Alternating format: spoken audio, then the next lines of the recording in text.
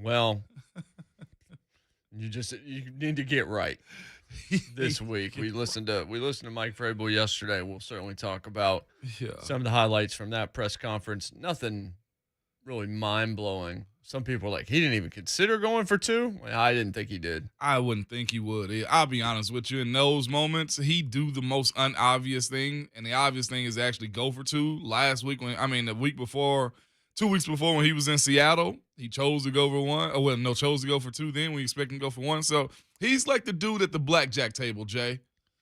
He's not supposed to hit on that 15. He gonna do it anyway. Yeah. That's Mike Vrabel. And any other time, you're like, dude, it's an 11. You not gonna double down? You don't have to. That's what I feel like with his coaching style. No jail snacks. No, none. Free snacks. I'm talking about commissary through the roof for him. Yeah, you're fine. You're good.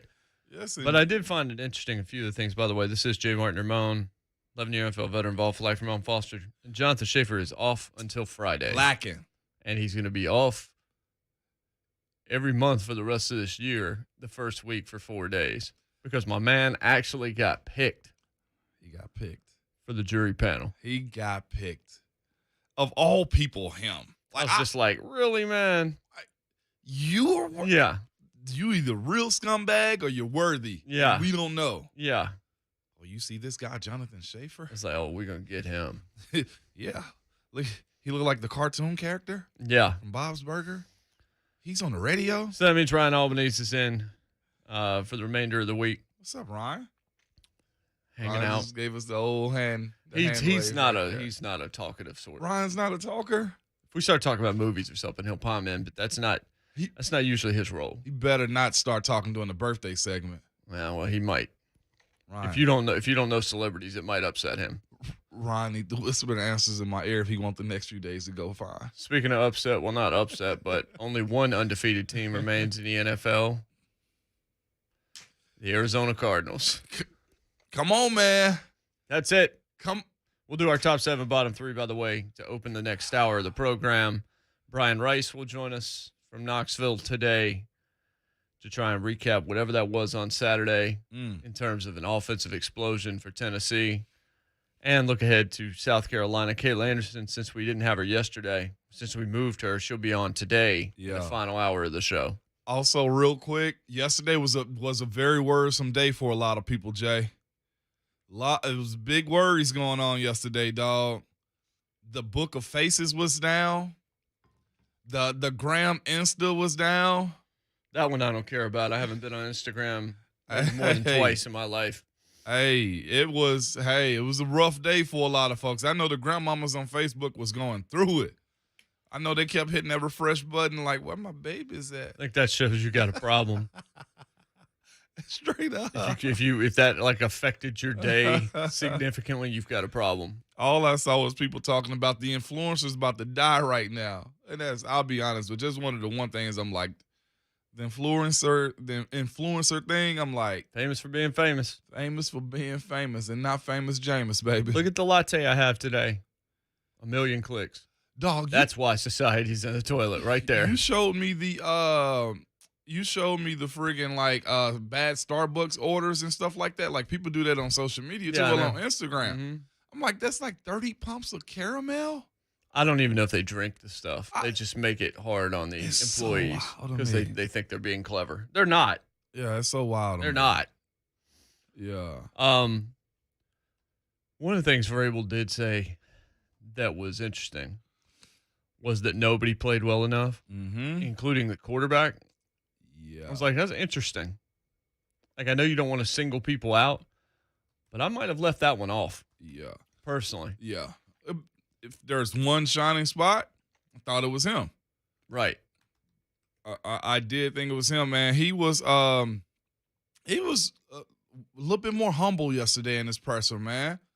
He almost answered everybody's question to a T almost, considering how he answers. I was just like, this is low tone, real quiet, humble, like Mike Vrabel this morning. It was real interesting, man, on how, and I'm sure losing to the Jets, nobody expected that, but then you almost, on his side of it too, because you don't coach to lose.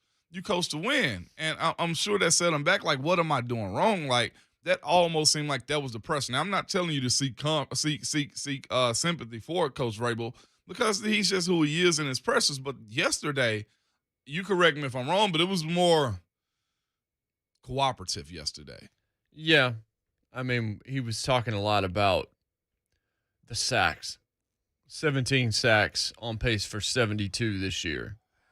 Said that they need to do a better job handling pressure. Mm-hmm. No. Yeah, I get it. Can I tell you? I was gonna wait. Well, it's two things. I know one of the things because you sent the message to us last night about it. It was another thing too in his press before I get to what happened on the film. He also said his play calling, has to have a little bit more cohesion. It has to make sense. So the same thing we talked about on air as far as first, second down on offense, defensive calls also. What is his offense doing on third down?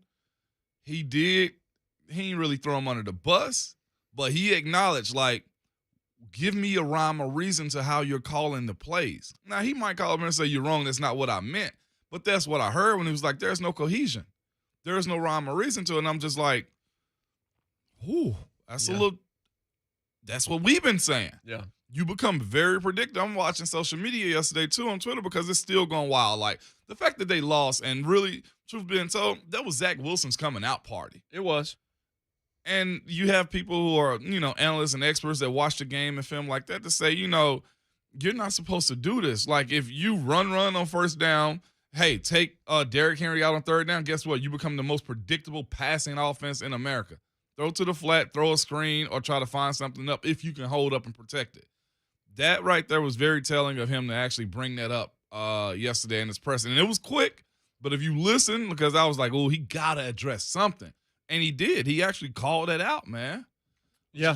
Really good. Well, look, when you have a loss like that, you have to do some kind of soul searching. When you go back and you watch the film on the flight home or whatever, it wasn't good film. No, it wasn't. There was a lot to see that anybody with Mike Vrabel's just pride. Yeah. He's probably like, I have to say something or I'm going to be Matt Nagy. Yeah. That's not a good spot to be in right now because, people looking at Matt Nagy the same way they probably look at him like, you're not supposed to be losing these games. You got way too much talent on your team. At least for Chicago, we know for sure that defense is legit. Well, basically, I'm just saying, like, the way he's handling the quarterback thing and the way he's saying, like, the way he's talking, it's just like, this isn't the day to go try to be smarter than everybody else. Yeah. This is the day to just humbly answer the questions. And he delivered on that, too. Take it with a spoon and then roll on.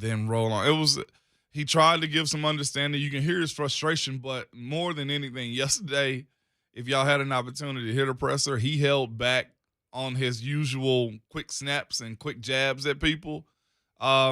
Losing in New York could do that to you, Jay. But it's not only that. I think it's almost, we had a few callers say, they need to have a coming to Jesus talk as a team and figure out what's going on. And considering this has been like the stilo of this team, a characteristic trait of this team to drop games they're not supposed to, he's even got to be at a point as a coach and be like, man, what am I doing wrong? How are we dropping these type games? Like, he's had a whole lot of really good things happen on this team with this group of guys. But again, so we talked about this a little bit yesterday, Jay, before we come up on this break, and I teased about what I saw on film and everything else, okay? But we talked about this yesterday too, and you brought it up. It was like, okay, what if 22 misses a few games? Well, if 22 misses games, it's a wrap. Yeah. Like, you're doing nothing without him. You're doing nothing without him, and you're not doing very much without the guys that were missing on Sunday, the receivers. Yeah. So, Vrabel was asked about that. We'll talk about that when we come back. 615-737-1045. If you just couldn't get in yesterday because it was wall-to-wall phones for 4 hours, feel free to get in today. We will do our top 7, bottom 3 today. Brian Rice, Kayla Anderson. We'll have some fun along the way. Also, Cousin Danny sends us a message on YouTube TV where you can find us on Zone TV. I was up all night with a teething toddler. The kid is choosing violence today. Y'all been warned. Look, CG is in sleep regression mode. Happened again. Start stirring at like 3:30 this morning. She like Tyson in the ring, right? I was just like, dude, we fed you like crazy Yeah. before bed last night. Still not having it. Just shuffling around. It's like, you will feed me. Multiple bottles again. Speak about my kid real quick too. Last night in the elevator going to the WWE match, I pushed my kid away from me, RJ, because he's like really covering the view in my like eyesight right now. I'm not okay with that. Because how tall he is? I'm not okay with that. These kids, Jay. Problem. I'll trade CG for RJ right now. 2 initials for 2 initials. 615-737-1045. We'll get into the film. We'll talk more about what Vrabel had to say and take your thoughts at 737-1045 when we come back. It's JMart Ramon here on Tuesday on 1045 The Zone. Urban Meyer and the Jacksonville Jaguars get ready to host our Titans. Has anyone told Herb that this is the AFC South and not the Big Ten? Oh, my goodness. Coverage starts Sunday morning at 9. Then the kickoff at noon on your home for Titans football. 1045 The Zone. Mortgage interest rates are still sitting at an all-time low level, but they are starting to tick up. So if you've been sitting on the fence to get a refi, if you haven't gotten your pre-approved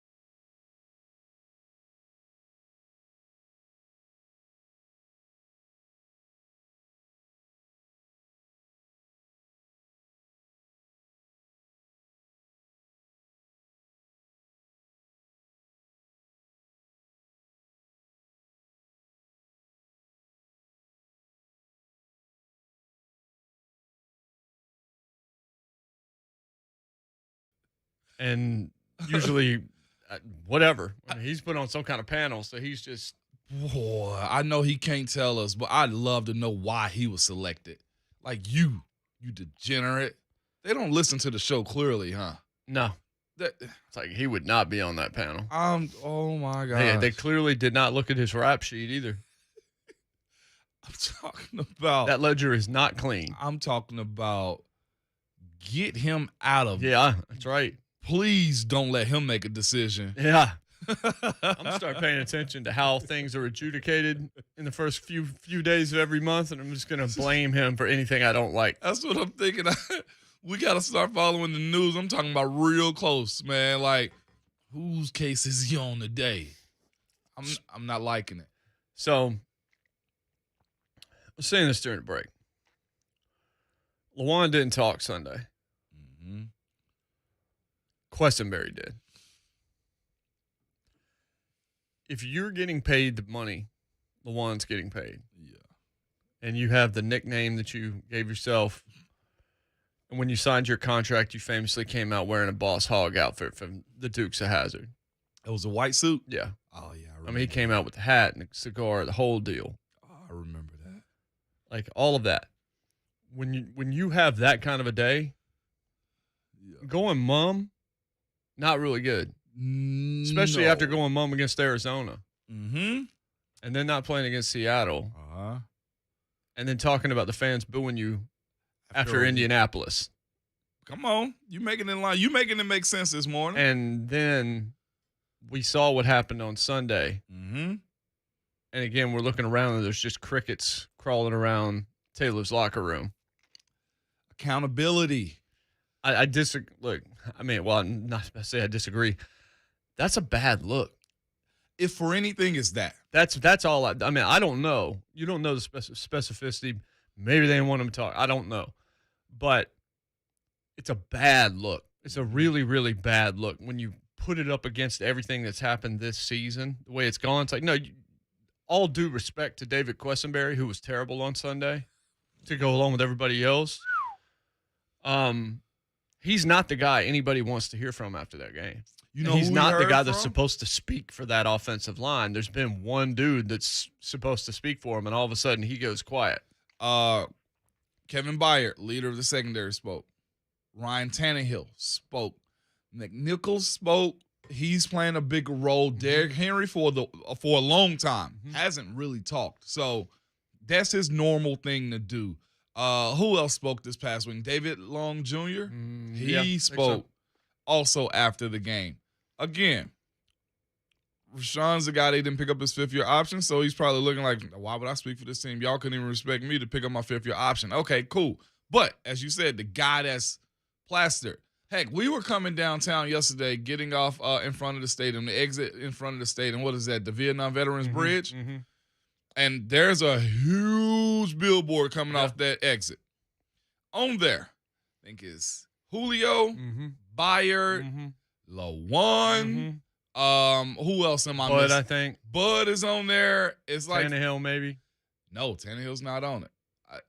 Is he on? I've seen different billboards. Yeah. So there's some. But he's a billboard guy. Is what I'm getting I've to. seen on billboards. Janoris is on, and I'm thinking to myself, he's a billboard guy. My youngest Miles, who looks at all that type of stuff, he was looking like, man, they don't even have Ryan Tannehill on there. Where's AJ at? And I'm thinking, well, they got Lawan up there, and they got. I'm sure they're spread out over the city. I will retract this if he doesn't talk at all this week. If I don't see a tweet, if I don't hear him guest on a podcast, his own or others. If there's not some comments from him, but if he then goes and starts talking this week after not talking after the game, I got a little bit of a problem with that. Speaking after wins is what you're saying, if they win this one? Like, I don't need, and don't go lament and try to guilt trip the fans. I think that's where he started losing a little support right there, too. I think he definitely lost some support there. And there's one or two ways to really, like, go about his situation. I've always said, guys, like, Hey, whatever you do, be ready to answer for it. If it's bad play, then you know what? Stand on that. Speak on that. Let it be known. And that's okay, too, because you face that music. You honestly get it out of the way. You can control the content of what's coming out also when you go speak to the media. And we know he's not a camera shy guy when it comes down to that type of stuff.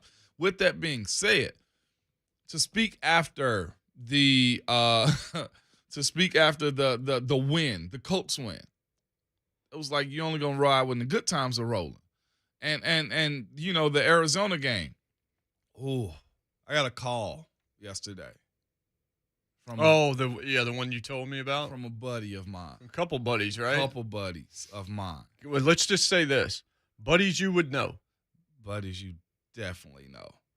One of the longest interception returns for a touchdown in the Super Bowl. Well, you probably just gave it away then. But still, I'm asking. A Football Life a couple weeks ago on TV, by the way, too. I'm asking about him, like, what was it like to go against him? You know, those type of things. He was just like, huh? He didn't know who he was, right? He wasn't on the same page that I was talking about as far as Lawan, and I'm just like, oh, okay, my bad. My bad. But also the idea, and I'll say this too. I'm a football guy, Jay. You probably know more facts about the game than I do. But when we sit down to watch film, no, you're gonna be able to. I'm gonna be like the way you are with movies. I'm gonna know about film. Yeah, like even when you were showing me that, I was like, when you were showing me the film yesterday, the protections, and the Henry sack and how it all played out, who was supposed to be where, and all this kind of stuff. Like all that is hieroglyphics to me. I want to sit down with, and I had meant to do this a couple years ago. Sit down with Coach Mack for a day or two and watch film, like really know what I'm seeing, because I sometimes feel like I'm missing little nuances and all that. I mean, it's just old hat for you at this point in time because you watch film for 15 years. That's what I'm so watching film or whatever. So like I'm a football guy. Like, man, there's certain things you do on the field. Bam, bam, bam. We knock this out. Cool. That's the way the game goes. I'm of the mindset it ain't as good as you say it is, and as bad as you say. It's probably somewhere in the middle. That's the way I watch film. That's usually the conclusion you get out of it. So when you have a quotation marks bad day, you just the best thing that I've always known to do is go back to work. Go back to the basics, stepping over the line, making sure my kick set is proper. It's not going to Twitter after a game and saying, hey, thank you for embarrassing me type of stuff. That didn't go over. No. Didn't go over well in the league. So in one of my conversations yesterday about that, the reason I said that wasn't a good look back then, and we steady questioned the moves being made as far as producing on the field, is because after talking to a few people inside that Arizona locker room, they clowned. They laughed. They were wondering why would you even do that? Because football players, guys who are athletes, guys that are known for the most part of their lives, are taking their own destiny in their hands. They just go back to work. Look, it's always understood that, look, you're going to get got and I'm going to get got. But at the end of the day, I'm going to go back to work. And if I get you, I'm going to stay humble and go back to work. But you know why Taylor would do it. The reason is real simple. Because Taylor thinks he can hoodwink the media into this fawning, like, oh, look at him taking responsibility and ownership and all this. What you said is the truth. The truth of the matter is his own peers are side-eyeing it, saying, what in the hell are you doing? But we talked about this yesterday off air about Eli Drinkwitz, Shane Beamer, about how they won the press conference, right? Yeah. They dominated the press conference down in Hoover. Everybody was talking about what they had to say. They seem like great dudes. I don't care how great a dude is if Missouri's going to be that bad on a regular basis. Eli's not going to be there very long. No. But they won the press conference. Taylor Lewan tries to win the press conference because he thinks that he can manipulate the media into doing whatever it is that he wants to do and carrying the water. Meanwhile, people inside the league that play in the league are just like, this guy has just unlocked Clown Suit in the video game. Yeah. It's... Again, when you see it and you understand it, and honestly, when you come from the bottom and see the levels and what you got to take to get to the next spot, it just becomes a, man, that's not okay situation. You know what I'm saying? So again, it's still early in the season. First quarter's down. Go back to work, correct it, get it fixed. Because at the end of the day, this crowd wants to root for you. This fan base wants to root for you. And I'm sure you, in the back of his mind right now, he wants to take notes of every little thing that anybody is saying and say, hey, gotcha. Hey, gotcha.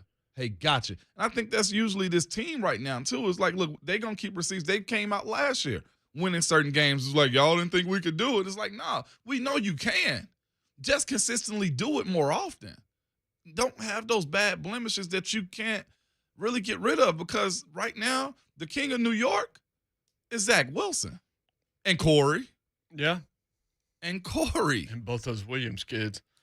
Quincy and Quinnen. Yeah, Q Williams had a week. Which Either one? one, all of them, every one of them. Bo and the Burrows up first on the line for us. Bo, what's up? Bo, you with us? Hey, guys. Hey, man. Good morning. Yeah, I'm here, man. Sorry, I was in the middle of drinking coffee. It's all good. Hey, so you're talking about Lawan, and it feels like to me every year since he's been here, we go through this same conversation that, he runs his mouth too much, like he don't perform when the time is right, all these things. So I'm just trying to say, at this point, this is a trend. Sure. When he's too high or he's too low, he's going to come out and say something. And when he's average, he's just going to be average. So I'm not saying he's a bad player. Right. I'm just saying his highs are too high and his lows are too low. And that's the only time you hear anything out of him. Yeah. So if I'm on that staff, I'm going to go to this guy and be like, hey, man, you're going to have to kind of mediate this stuff, because we can't have this up and down the rest of your career. You know what I mean? Well, the rest of his career in Nashville is whatever's left this season, in my opinion. I'm on record on that. And I think what this show kind of all believes, he's probably not a Titan next year. Well, who's the caller right there again? My bad. It Bo. was Bo. That right there, your statement, you've never been in an NFL meeting before. That right there is what every coach wants from their players, is to know, even if you're consistently bad, you're bad. Mm-hmm. If you're consistently good, you're good, but you need to be one or the other, because one thing the coach, don't be a roller coaster. Look, we need to be ascending, or I need to know when you're descending. I don't need the up and down. Heck, if I want to go to an amusement park, they'll go to Atlanta or St. Louis or Ohio. Like, that's what coaches tell you. So to hear Bo say that on that call, that's what you want. And honestly, that's what you want from this team. Right. Is give me the trajectory going up at all times. If I were Taylor, I just wouldn't talk this week. You can't. And I wouldn't send out some kind of statement of why I'm not talking. I just wouldn't talk. Mm-hmm. I would just go to work. Yeah. I wouldn't make myself available. I would take the slings and arrows of outrageous fortune coming from people like, well, in this case, me, or other people that do this for a living across the board. I'd let them say whatever they wanted to say, and I would show up on Sunday against Jacksonville, and I would dominate. Yeah. And then you know what I would do? What's that? I would not talk again next week. Yeah. So that it's not just I didn't talk because we struggled. Then it would just be, I think Taylor Lewan just wanted to get down to work. Yeah. Just be, right now, be seen and not heard. And by be seen, it's be seen with a helmet on, shoulder pads, and a jersey on Sundays. And outside of that, just work hard in practice, be around your teammate, love your family, love your wife, spend time there, and just stay away from the rest of this. Mm-hmm. Because if you go dominate this week and then stay quiet next week, I think the narrative can turn for you going into Buffalo. Yeah. But if you don't talk this week, dominate, and then you're all out front next week, then you're exactly what everybody is assuming right now that you might be in terms of a front runner and somebody that will hide when it's time to take accountability at this stage in your career. Cousin Hightower and Zone Chat, put up or shut up. That's the end all right there. Be who we think you are also. Pretty much. Corey in Hendersonville's next. Corey, what's up? What's up, Corey? Not much. Hey, Ramon. At first, I want to preface this by saying I do not disagree with a single thing that you guys are saying. Fine. Ramon, I know you played in the league for several years. I don't know if you ever experienced an ACL injury like Lawan did or anything like that, but I am curious as to your thoughts on the way that he's handling fan backlash. I don't know if you or any of your teammates were ever in that position in Pittsburgh where you performed so poorly that fans were calling for your head or anything like that. But maybe I just feel like Taylor is at the point where he's just kind of sick and tired of it. But again, your performance on the field speaks volumes, and I'm thinking that this could be just a lingering issue from his injury. I don't know have they thought about maybe moving him over to right tackle so that the brace isn't so much of an issue? Yeah. I would doubt the second one. Yeah, I would doubt that one because he's paid to be a left right. at this moment. Corey, so my most major injury was a hyperextended knee where I had a deep bone bruise. I missed all of camp. And I'll say this too. When you go back out on that field, like I was less than that first game of the season. I fully admit that. Like I had it been 90 degrees, sunny and hot, coach told me, like, Ramon, I wasn't going to play you. Luckily for me, the weather was like 78 degrees, rainy, and like an overcast. So those conditions were fit for me. Number one, it was raining because that takes some of the speed away from the defenders to go against me. Taylor with this ACL, I've seen guys deal with it before. I've seen guys deal with Achilles before too. And the one thing that has to happen is number one, you have to be real with yourself. If you're not ready, then just say that. I don't think anybody was worried about Taylor Lewan getting cut. That's my thing as far as his injury coming into the season. If he needed one more month this preseason, one more month into the season to get right, I think that would have been fair and nobody would have judged Lewan. Now, I'll say this. The sports psychology of pressure, as far as the coaches don't really say anything to you when you're not playing, FOMO, the fear of missing out when you're not out there with the guys, that's a real thing. I will say that pressure of, man, if I miss one game, think about, I'll say this to his credit. Last year, this offensive line, this team ran for over 2,000 yards in 16 games. He played in, 4 or 5 games last year. Mm-hmm. The majority of those yards, he wasn't there for. He got the chain from DH22. He got the praise from him because he was a part of that. But watching this team go on a run, watching this team do what they did last year, the praise that they got, albeit nobody got a Pro Bowl, All-Pro, or nothing last year, but they played really well. 2,000 yards, they're going to Canton with him, okay? So, coming into this season, recovering from that surgery, getting right mentally, I think he was holding on to that. Like, again, I'll say this. The psychological aspect of the game, if you're not right-minded, will mess you up more than anything. And he's at a point in his career where he's financially secure. He's a leader on this team. He's played a good bit. So that pressure you would think needs to be gone from his mind. But you got to have assistance from somebody, be able to talk to somebody on that line in that building and say, hey, coach, I'm just not right.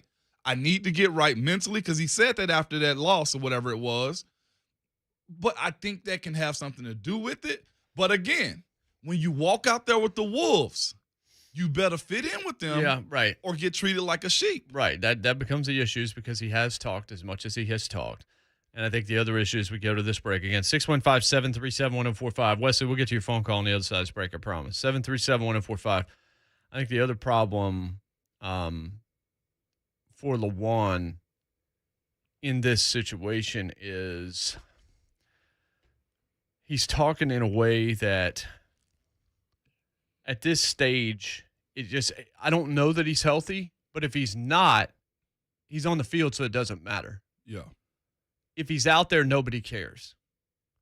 Like, what we can't continue to have is people like, well, he's coming back from an injury. Right, but he's out there. If he's coming back from an injury and he's not out there, that's a different story. I saw a guy almost lose his leg. Okay? Right. Well, we'll get more. I know we're coming up against 615-737-1045. 737-1045. We'll be right back. We'll take Wesley's call, and we'll take yours as well. It's JMart Ramon on 104.5 The Zone. Want to listen to the Titans on your smartphone? Going to run Henry. Finds room up the middle. He's to the 35 to the 40. Midfield, 40, 30, 20, 10, 5, end zone. Ladies and gentlemen, 69 yards. Derrick Henry. Touchdown! Titans! Get Mike Keith and Coach Mack calling every Titans game by downloading the 104.5 The Zone app. Hey, it's JMart. Have you thought about taking your career in the trades to the next level? If so, you should consider working for the good people, my friends at Lee Company. Right now, hiring for plumbers, for electricians, for HVAC techs, for handymen, and we're talking all levels.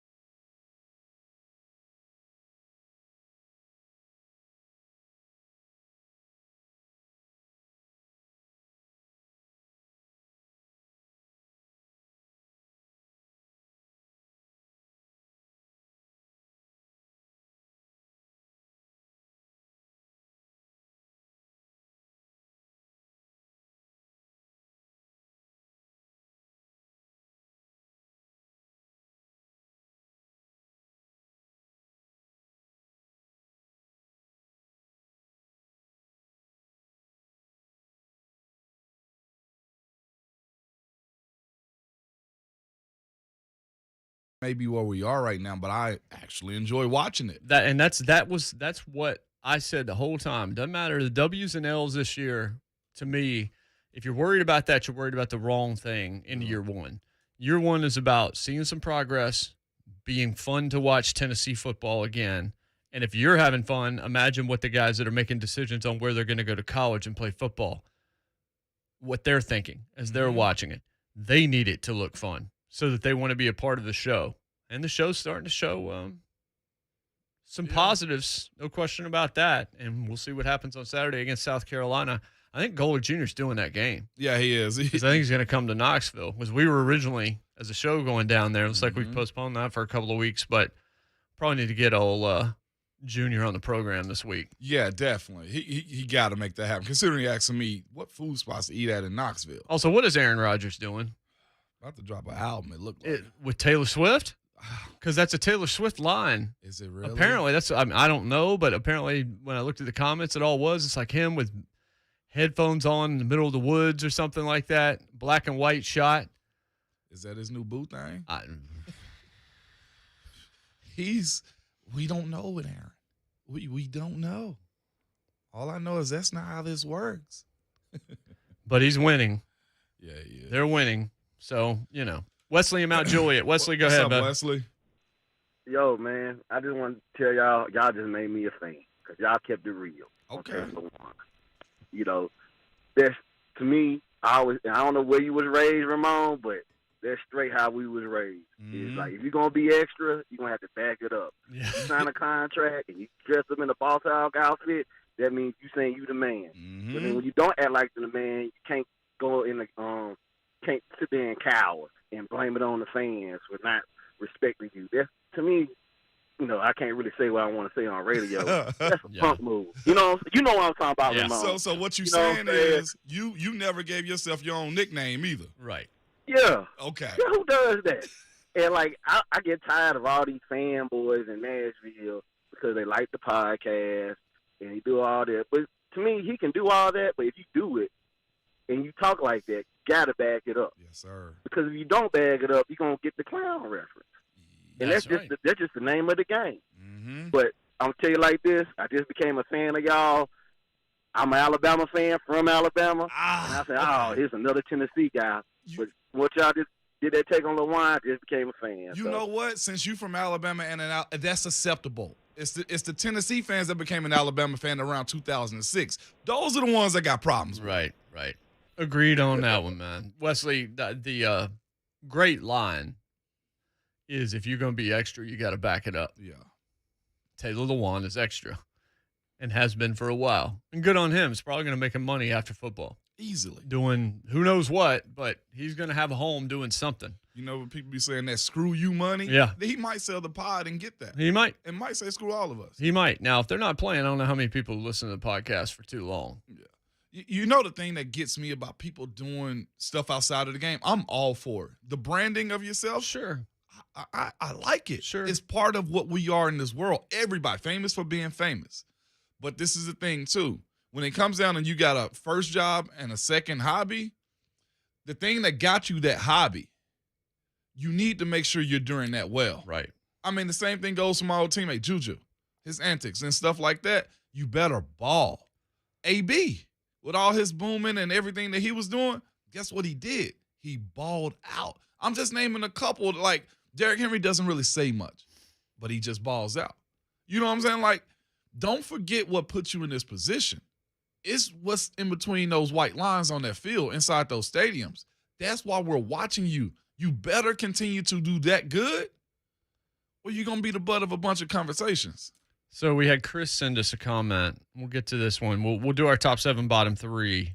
Give you our version of the power rankings to open the second hour of the show. Chris tweets and says, I don't see how J-Rob and the Titans can afford to let LaJuan go after this season after being burned in back-to-back drafts for offensive tackles. And I'm thinking to myself, I don't see how they can afford to bring him back when his guaranteed money runs out this year when he's giving you this on the field. It's not – are you excited by the play currently from him? And you add that to everything that we just discussed over the last 20 minutes? Like I said, I'm on record. I'll be fine to be wrong if it turns out to be wrong. I don't think he's here next year. I think the team is ready to move on. And I think he may be ready to move on too. Probably. Man, I go back and listen to that one when they won. Yeah, that's where it kind of turned, right? The way he was talking, the fan situation and all of that. Like, y'all owe me. I'm with you on the second part. Yeah.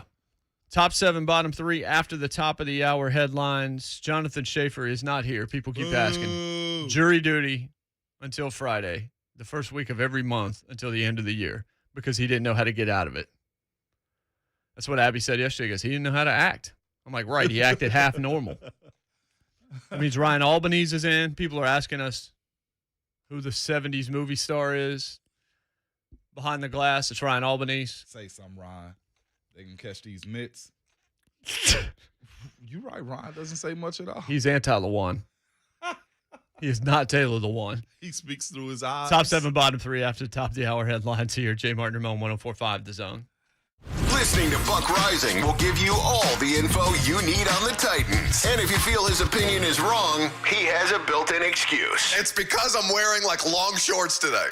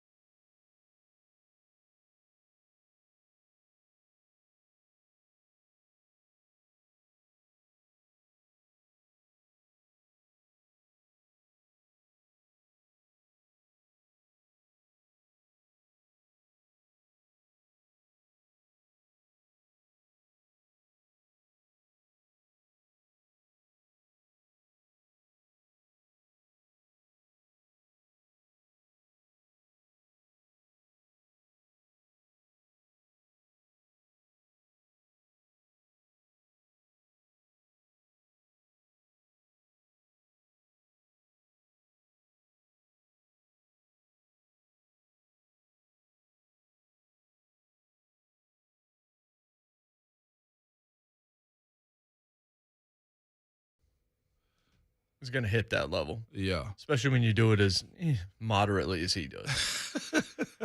At Ramon Foster, at JMart Radio, at JMart Ramon. Ryan Albanese is in.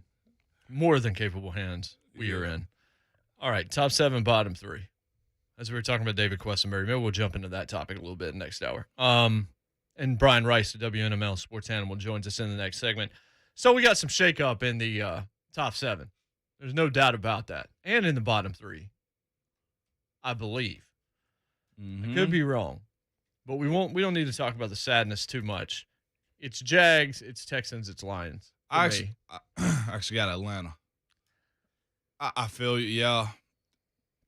I mean, they're not good, and I had them in there before. Yeah.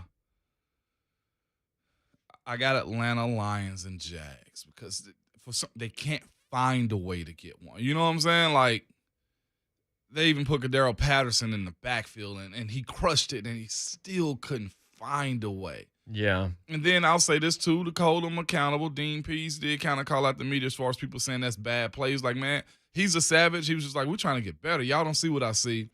And then you drop another one. You know what I'm saying? And he ain't wrong in saying that, but it's the idea that, look, eventually you need to answer that call. And y'all are getting better, but it's still finding ways to lose, too. Maybe that's more offensive than defensive. We're not watching that game with a microscope, but it's quite interesting. You know what I'm saying?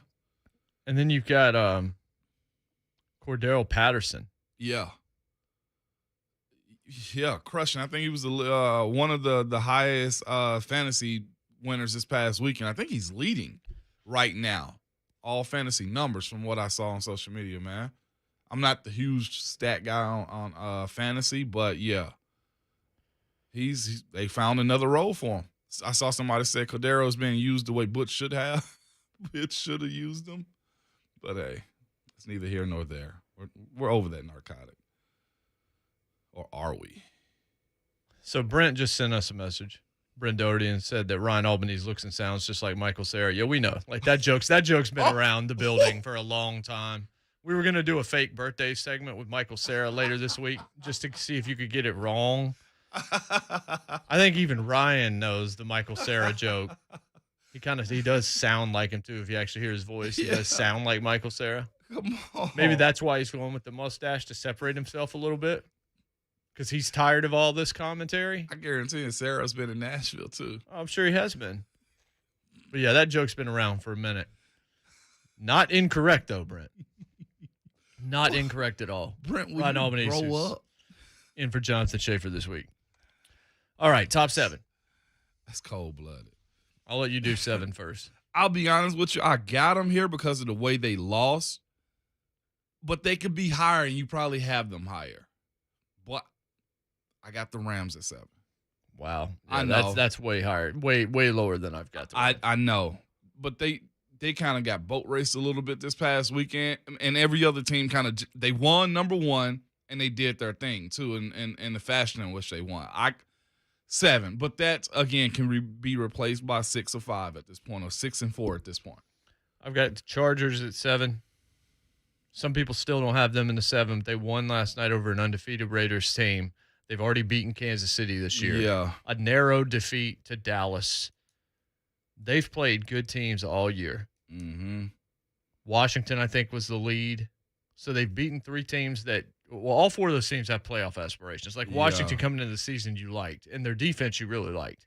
And Justin Herbert's playing great football. Last night he's 25 of 38, goes over 303 touchdowns. Wins that game, so I feel pretty comfortable right now. I'm giving the Chargers. I'm just kind of letting them slide up the rankings. Actually, I had them 7th last week, so I left them right where they were. Okay.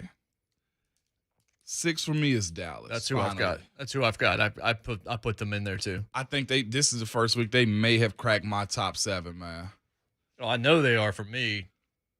They beat the Chargers, but they've just continually won games. They have. Dak Prescott's looked good. Tony Pollard's looked good. Zeke actually had a nice game on Sunday. They're just playing solid football, and I think that division's about over. You think it's yeah. Barring injury, the Cowboys should have that on lock. 100%. They should finally, right? These next few, these are tough. They are. They're tough. And one of mine's gonna seem weird, but I'm okay with that being weird too. I'll give you my reasons. But what is it? 5 is Bucks. I've got Green Bay at 5. Okay. And, I got Green Bay at 4. I got Buffalo at 4, and I could have gone higher with them. I was trying to get them higher. I still look at them losing to Pittsburgh. Yeah. And Pittsburgh, just that loss looks worse by the week. Now, it was a week 1 loss, and it wasn't a dominant deal, and they've crushed everybody since. Yeah. But they haven't really played a murderer's row, so that's why I'm just kind of putting them there, knowing they can be higher. Like, they could be 2 or 1 in terms of how they've played since the opener. Yeah. Especially what they did on Sunday, but you beat the Texans 40-0. I didn't put Georgia number 1. We'll get to that Thursday, but Alabama's still number 1. Still number 1. Because they didn't do anything to lose that. So I'm fine putting the Bills at 4, which is where I had them last week, just because when you beat the Texans, it's hard for me to put you up higher in the standings. Yeah, I'm with you on that one. So I got Bucks, I got Green Bay. This one's kind of different to me because I'll say this too. They are number 1 in the AFC West, but I got the Chargers 3. Okay, so you got them higher than me. I was making an argument for them at 7, and you had them at 3. I got them at 3 because they're 1 in the West when they knocked off a guy, Patrick Mahomes, that said he didn't believe in them. And it was like, well, I believe now. You know what I'm saying? They won convincingly last night. And I'm like, again, Chargers can be flipped to 7 with the Rams for me. But right now, the way Arizona did their thing, I'm kind of like, oh, golly, Arizona's shocking. I've got Tampa Bay at 3. Okay. I didn't think they looked great, but it was a weird situation Sunday with the Patriots and the rain and the hype and everything else. I've got them at 3 because I've got the Rams at 2, even though they lost badly on Sunday. They beat the Bucs a week ago, and they were number 1 in almost every power ranking you could find last week, including ours. I still have them in the Super Bowl for the NFC. So even losing to Arizona, you lose in this league, especially to right now the MVP of the league is Kyler. Yeah. And Arizona's number 1 in my power rankings. I don't know. I don't think they're going to win the Super Bowl. I do think it's just impossible to put anybody else but the only undefeated team with wins over the Rams the way that you beat the Rams. Facts. The Vikings, you got through the Vikings. They're a decent enough team. And what you did to Tennessee in week 1. Now, who knows how important that is, but at the time, and it's still probably the team that's going to win the AFC South. Yeah, they still are. And just looking at the way the Cardinals are winning, though. Big, dominant fashion, man. Like you said, I'll be slow to go say they won't. Well, maybe they don't because the season changes by November. We know that to be true too. November, December, the season changes, man. Maybe when they go play on colder weather, they're not the same team. You know whatever the football guys say to be, but I mean they beat the Rams, who we think is the best team in the league, by 17 points. Kansas City, Vegas, Baltimore, those are teams I've got right on the outside. Yeah. San Francisco or somewhere still in there, but Seattle got them. Like, you just kind of look at it. I think the 7 we've got right now, I don't think any of us had we had the same 7 teams. We just had them in different order. Yeah. I think that's kind of the way you are right now. Kansas City's right on the outside looking in. I still want to see more from that defense. I mean, they gave up 30 again. Kansas City's. Oh, wow. I need to see more from their defense. But so there's our top 7. We'll rehash that probably in the 4th hour of the show.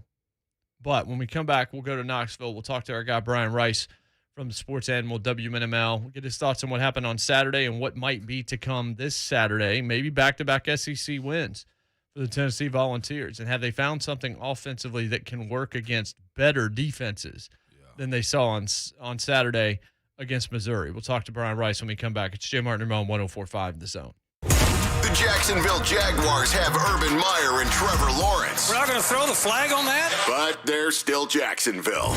And nobody they bring in can change that. The Titans and Jaguars. Coverage starts Sunday at 9 with Buck Rising on the Lee Company Countdown to Kickoff on your flagship for Titans Radio, 104.5 The Zone.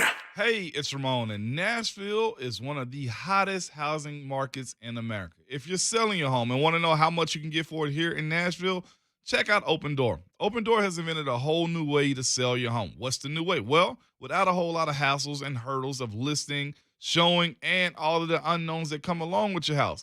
Go to opendoor.com, enter your address, and tell them a little bit about your house, and they'll make you an offer in minutes. You get to skip all of the hard parts, too. You don't have to do the repairs yourself, do the prep work, call this guy, that guy, this business, that business. No. They make it very simple for you. Get your free offer at opendoor.com/myoffer. That's opendoor.com/myoffer. Offer eligibility varies, and Open Door is represented by Open Door Brokerage, Inc. License 02061130 in California, Open Door Brokerage LLC in its other markets. The night the stars come out to say happy birthday in front of the purple building that's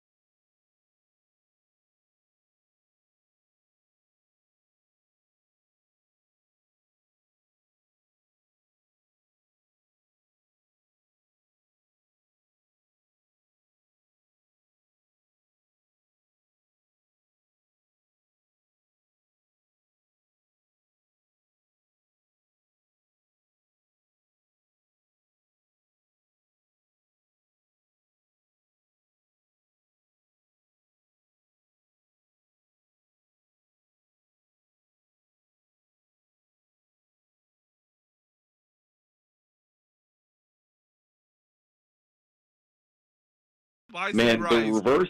the reverse angle was not a good look for his offense there, or for his defense, because he was trying to say, "Well, I was just being pulled out on the dance floor." Huh. Yeah, All right. he went from shotgun to under center real quick, Brian. Hey, and they say up-tempo offenses can't execute. So what you saying in the goal line right there? He should have stayed in shotgun.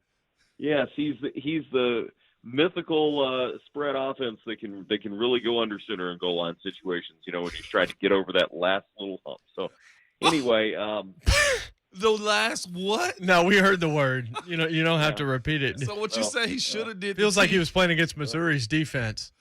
He should have did the Tebow jump pass. So, if you're Urban Meyer, and you know his wife is a little different, so I cannot imagine what it would have been like to be Urban Meyer coming back home to Jacksonville. I mean, he should have just stayed in Ohio and be like, you know what, I'm going to resign as coach of the Jaguars. I'm going to be an analyst or something up here. I'm just going to stay. You can just have my stuff and stay down there. That would have been the only real way to handle that if you're Urban Meyer. But hey, there he is. Not a pattern of great decision making when things aren't going his way. So that just kind of continues it, and hopefully the Titans can add to his misery this weekend. Well, that said, the still photo of him at the bar where it looked like he had all the alcohol that existed in that bar. The look on his face could only be described, Brian, as I coached the Jaguars. I was gonna say, if you coached the Jaguars, you'd walk into the bar afterward and be like, "All right, give me everything you got, everything you got." I can't name a famous place to go have a beverage in Jacksonville. The only place I knew was the Hooters at Jacksonville Landing, and I understand that whole place has been leveled. So I'll just say, poor Urban. But you love to see it if you're a Tennessee fan that was victimized by Urban Meyer for many years. You just hate to see it. Since you've been extra spicy on this Tuesday, okay? In your coverage of sports, Brian Rice of WNML in Knoxville, over in Knoxville, in all of your times in covering sports, watching sports, having conversations with people, and Jay and I get into this too, have you ever had the head coach ever not get back on the team plane to go back home? No. Well, okay. Let me say this. There have been times that college coaches have left directly to go recruiting in certain situations. Okay. But other than that, I mean, I can remember on a few Tennessee-Kentucky trips, some of the coaches would drive back separate just because the team bust anyway. Yeah. But other than that, I mean, everybody's getting on that flight unless they're going out recruiting. Everybody. I think there was one time when I was traveling with Tennessee that Butch Jones left from wherever we were and was going to have an in-home visit on a Sunday with a kid who was in midterm enrollee. But other than that, that just doesn't happen. Okay. I mean, you don't stay back for a social engagement or stay back just to hang out or go somewhere else. Coaches come home and get to work. Josh Heupel talked about it after the Missouri game on Saturday. Somebody asked him in the postgame, well, does your first SEC win feel different? He goes, well, no, I'm going to go take a shower and then get on the plane and start watching film. That's what you do when you're a head coach. And, I understand the NFL is a little bit different, but for a coach to say, well, we played on Thursday night, so I'm just going to chill in Ohio for a couple of days before getting back to work, I think is, first of all, the wrong thing to do. Second, it sends a terrible message. Third, it sends an even worse message when you're still 0 for this year, and it hasn't been particularly close. So what are you asking your players to do? What are you asking your players to sacrifice? And then what are you doing instead? You're just hanging out with old friends in the area where you just got your butt kicked? That's worse than anything else from a football perspective. Now, he's got to do his own family life, but from a football perspective, his behavior is unacceptable if I'm owner Shad Khan. It's unacceptable. Not because of the photos or because of the bar, but because he just left his team and said, I'm going to chill for a couple of days. You can't do that in season. Speaking of unacceptable, have you ever witnessed a defensive performance as poor as Missouri, if you even want to call that a performance, tried against Tennessee on Saturday? There were some for Tennessee in 2012. I'm thinking about the Troy game where Tennessee set its total offense record, and I believe also its total defense given up record. But other than that, I mean, it was truly Sal Sunseri-esque for Missouri on Saturday. And it was, I mean, I don't know what you do if you're Missouri, because some of it was effort, some of it was execution. It wasn't just being out-talented. I mean, Missouri was beaten like a team that just did not have the physical ability to match up on defense with what Tennessee had on offense. And that's not true. So when you look at what they've done to this point this season, yeah, teams have been able to run on them, but Tennessee did whatever they wanted. And I think some of that is Josh Heupel and his staff have all season long drawn up plays and called them in the right situations where they have you out schemed. It's on Tennessee to execute. And finally, they did consistently. But if you're Missouri, you're looking at a defensive coordinator who is not calling the correct things. I mean, you're not stopping the run, so you go from a four-man front to a three-man front. Mm-hmm. What are you doing? Mm-hmm. I look at it, and I look at a failure of coaching, a failure of game planning, and a failure of execution. That's a bad combination. Missouri still has to play the rest of their football games. That's what if I'm Eli Drinkwitz and his staff sitting there, I'm going, how do we put something out there against, by the way, we still have to play all the good teams in the SEC East. This was, and Tennessee's offense is top 15 nationally. I get that. But you still have to play the teams that are ranked in the top 25. Mm-hmm. What are you going to do? What's your plan? And if it's outscore them, you're not doing that either right now. I mean, they don't look like they're in the Southeastern Conference. Like, watching that, it's like, how in the world is this an SEC school? And you think about, and we talked about this earlier, Brian, and Brian Rice, WNML, is joining us here on the line. Shane Beamer and Eli Drinkwitz were the talk of SEC media days because they were great and they were affable, and all of that can be true. But now none of that matters. Like, now you actually have to win games. Like, now the job description, the hobby goes away. Now you got to do the job. Now you got to win. Now you got to win the game. You can't just do the Arby's Steve Spurrier look and all of that kind of deal. So it didn't go well for Drinkwitz. South Carolina's struggling a little bit as well. Do you think that Tennessee can get on a little bit of a roll here and get back-to-back SEC wins, even though the W's and the L's don't matter as much in year one, but just continue to kind of build upon what they did on Saturday, although I don't think they're scoring 60 against South Carolina? No, it's a different challenge. South Carolina has a much better defense, particularly up front. Tennessee's not going to run at will on South Carolina. And if they do, then that means that Tennessee's continued to improve and continue to be impressive. I think they'll beat South Carolina. They should. They've opened up as a double-digit favorite. But I think this is going to be another challenge in Josh Heupel getting his team to maintain their focus. You just came off a huge win against a conference opponent, and there were a lot of most sense stats after the game. How does this team respond?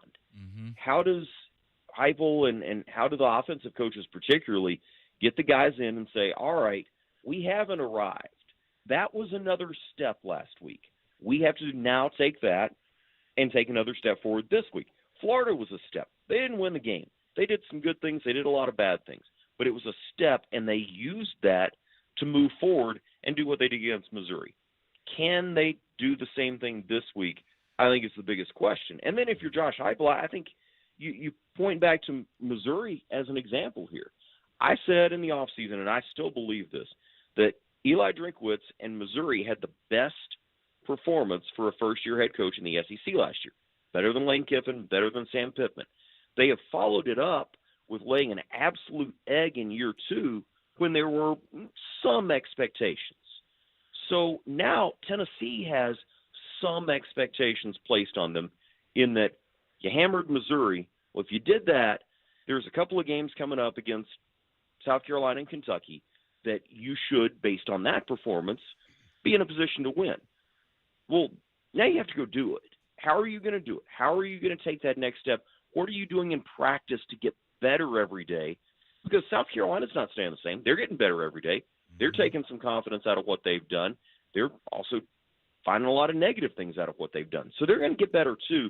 You have to use it as motivation to continue to improve. And I think that's the challenge, is getting that message across to this football team that hasn't experienced a lot of success over the last few years. The conversations that are being had, Ryan, around, like, when you see people, and I'm sure it's the same for you too, is, man, I'm actually enjoying watching it. So that idea, that Tennessee ran up the score when they have the ability to is somewhat exciting. You heard Coach Heupel after the game saying, that's just the tip. That's just the tip of the iceberg right there. Careful, man. And we're walking on eggshells with this one. But what I'm saying is this idea of trying to push Tennessee over the hump. Will we see this when given the opportunity to, or will you see Heupel in a, hey, let's be respectful and have sportsmanship because we're not going to run the score up on these guys? I don't think they're going to run the score up, but I think they are going to go out and execute their offense because they need the reps. I think that's why you saw Hendon Hooker stay in longer on Saturday than I was comfortable with. Okay. I think they're looking around and going, we can't duplicate game speed reps in practice, particularly not at this time of the year. So if that means our guys are in for a drive or two longer than they should be, we're willing to take that risk to make sure that we can take that next step and execute it better next week. The offense is fun to watch. The offense would have been fun to watch if they had completed a couple of deep balls against Pitt and if they had done a little bit more against Florida. And you guys, we talked about that all offseason, was it's a lot easier to go on the ride with a building football program when it's fun to watch. Mm-hmm. When you're trying to eke out a win by just playing better defense than the other team, that's not fun. This is fun. And I think what it showed the guys this past weekend was, if we do the things we are being coached to do, and if we execute by catching the football, holding on to our blocks without holding, looking for open slots downfield, and then the same thing on defense. The offensive numbers were impressive. What Tennessee did on defense this weekend, to me, was equally as impressive, because you have a running back who is a threat, running the ball and catching the ball, and they made priority one shutting him down, and they executed it to perfection from start to finish. He didn't get his numbers for the first time all year. That's something else to build on. So I think both sides of the football are looking at it and saying, all right, we are listening to what we're being told, we're executing what we're being coached to do, and we're having success. This is fun. The fans are telling us it's fun. We're winning. We need to get addicted to winning and addicted to doing the things necessary to keep this going next week. Brian, great stuff, brother. Yeah. We always appreciate you, man. Thanks so much. Hey, no matter what, we're all having a better week than Urban Meyer. We're all having a better week than Urban Meyer. No doubt. No doubt. Bad Brian. Rolling up the newspaper right now. Put him on, roll up the magazine. Just no. Oh, me, oh, my. I will say, I think in general, just watching this team this past weekend, the defense all year has probably been the most impressive thing on this team. The offense is cool. It's nice. I enjoy it. But I'll be lying if I say I expected this defense to do anything, Jay. And I have on orange tinted glasses any day of the week. I didn't expect this defense to do much at all. They've got some guys. They got some guys that are playing above the line a little bit right now. Above the line, yeah. Without question. Speaking of defensive guys, dude, Joey Bosa. Did you see what he said about Derek Carr? No. Oh, my Lord. When we come back, we're going to talk. You want to talk about a post-game quote? A couple of them. What? I want to give this dude a radio show. Give this dude a podcast. When you bad, This guy can talk. But he was just being honest about the officials in the league. I tweeted out a couple of his quotes. We're going to talk about them when we come back. In the third hour, we're going to jump into the topic we've discussed off air today about Questenberry and some of these guys and the roles that they're trying to fill on this Titans team. And we're going to be wide open. We can take some phone calls, have some fun with you in the third hour of the show. But Joey Bosa, just being real. I saw what he did to Leatherwood last night. Oh, my word. We will talk about that when we come back. It's JMart Ramon, 104.5 The Zone. The 3HL with Brett Doherty, Don Davenport, and Ron Slay. Here's the deal. We're so spoiled because we watch Derrick Henry every single weekend, and we forget how freaking fast that dude No, and what did I say? What did I say all season on these videos? Derrick Henry, I believe, slowed down a little bit too in order to give him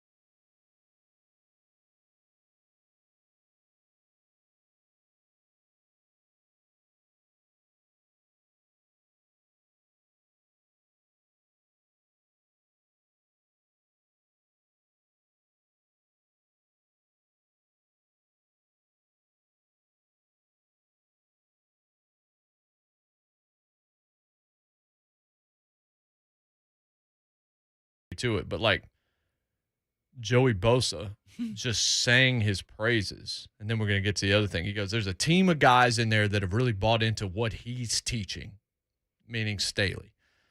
We feel like he's just part of us and we're all playing for each other. Sounds like they respect him. Yeah. That's dangerous when you have the level of talent that they have. Now,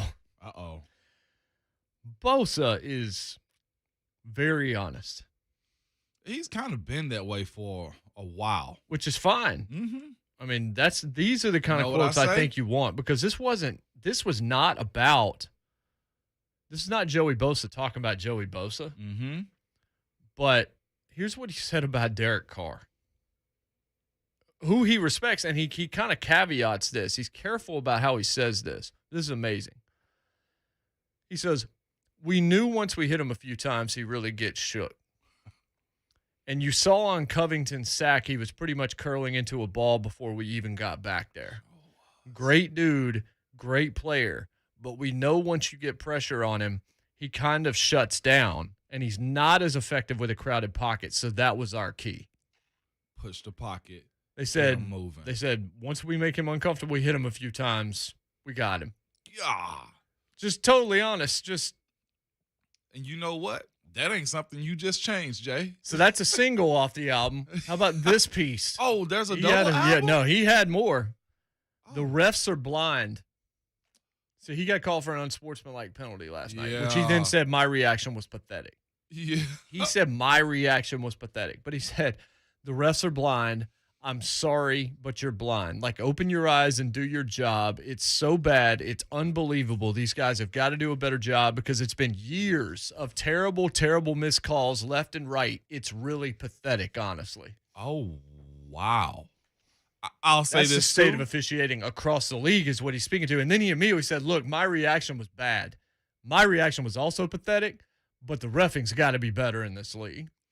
That's a man that understands he about to be fined $25,000, and let me go ahead and get it all out. Yep. And he said what a lot of players, and honestly, I saw the reaction to it last night. A lot of fans are thinking too. Like, come on, y'all, you can't miss these. Like, look, he got held. Like, clear as day. Like, blatant hold. Mm-hmm. And they didn't call it, and he freaked out and got an unsportsmanlike. Mm-hmm. Because he was angry that they just allowed him to get held in that manner.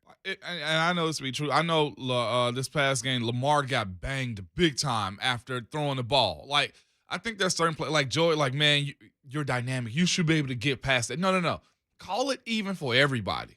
If you're calling, you know what I'm saying, holding calls on the offensive line, call them for everybody equally too. You see when a guy's been torqued in that manner, man, like, throw the flag.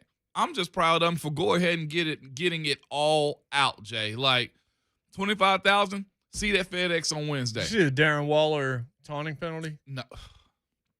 Come on now. That's the worst taunting foul I've ever seen. And there have been some bad ones. Yeah. That one was the worst. They got to get rid of that. He caught a ball on the sideline. Uh-huh. He landed, and he high-stepped for like 2 steps with the ball as part of his motion, and they flagged him for taunting. Who's really got a problem with taunting? Nobody. That's what I was going to, like, if you do, I'd almost want to hear it out on why, Jay. You can add us, please, at JMart Radio, at Ramon Foster on Twitter, at JMart and Ramon also. Like, if you got a problem with taunting, tell me why. Because this has always been my thing. If you don't like it, stop it. Yeah. Knock them out. Yeah. You don't want people dancing on you, doing TikToks on your logo? Well, knock them out on the logo.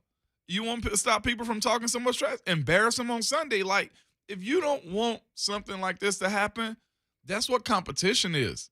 Stop it from happening to you. You can do it to everybody else in the league, but it ain't going to fly here.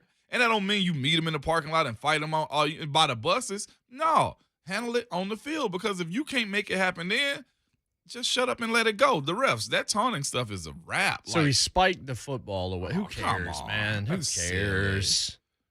That's silly. It was on the other bench. It was on the Chargers bench, so he spikes the football down right there, and that's a taunting foul.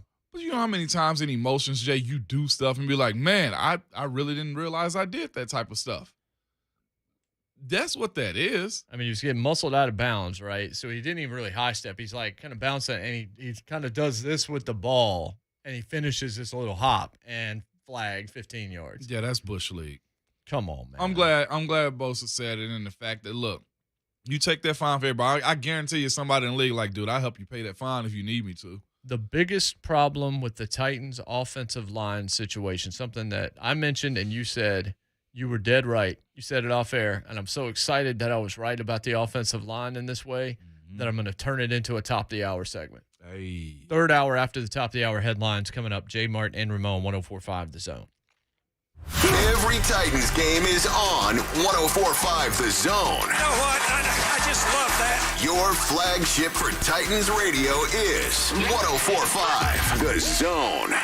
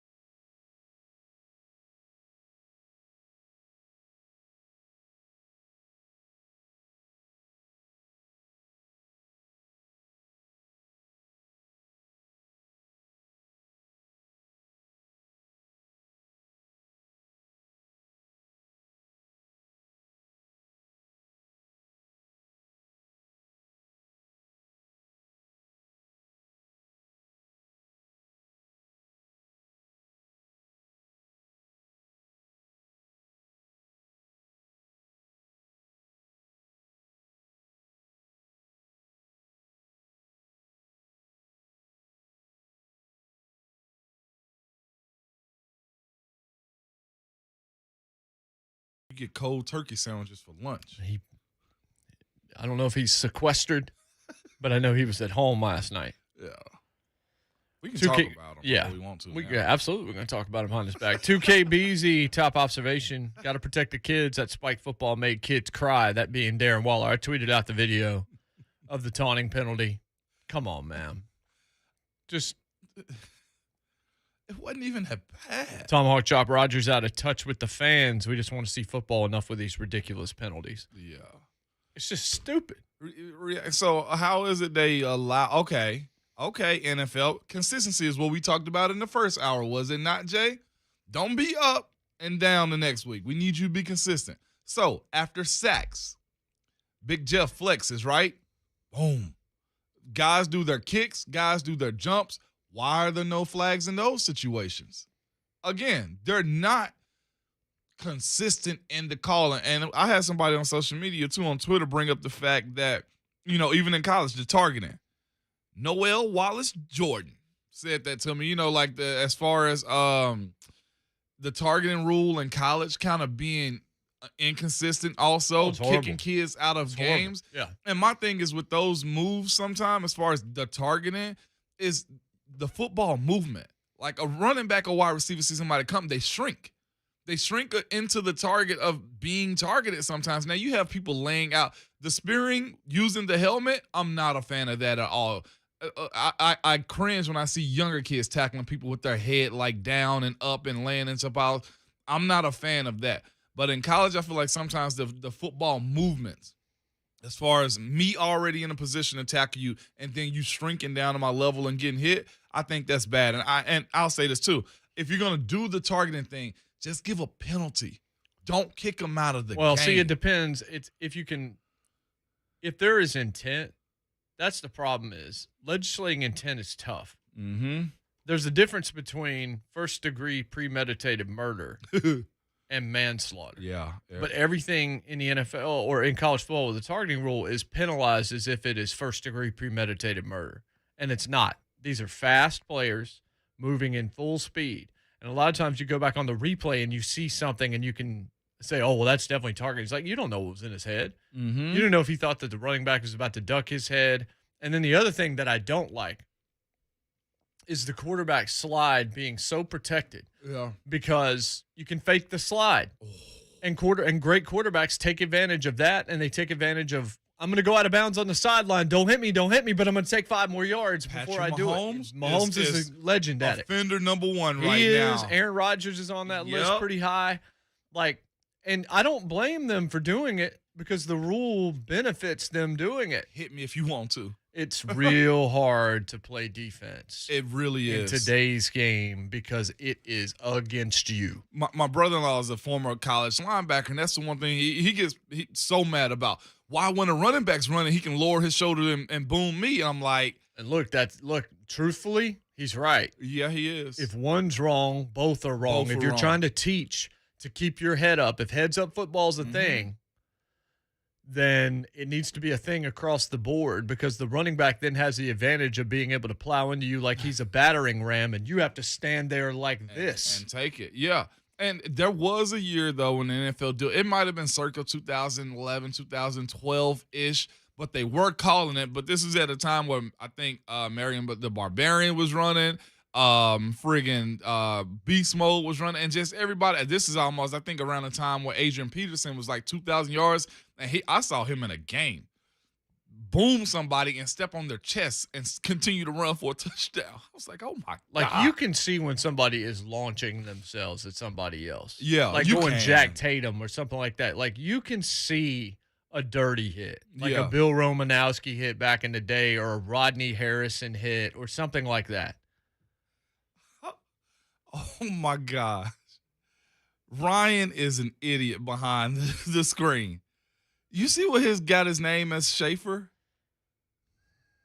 Let me look. What is wrong with you, Ryan, in Zone TV?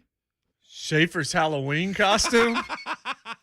You brought me with that one, Ryan. Well, you should, Sometimes you just got to go with the joke, man. You stick with the bit.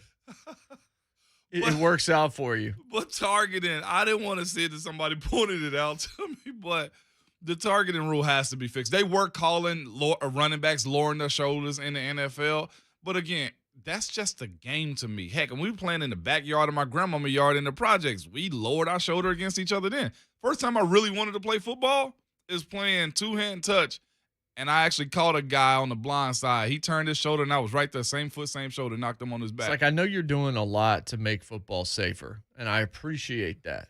I get that. Yeah, I'm with that. But there is one thing that we have to remember, and that is that football is physical. Yeah.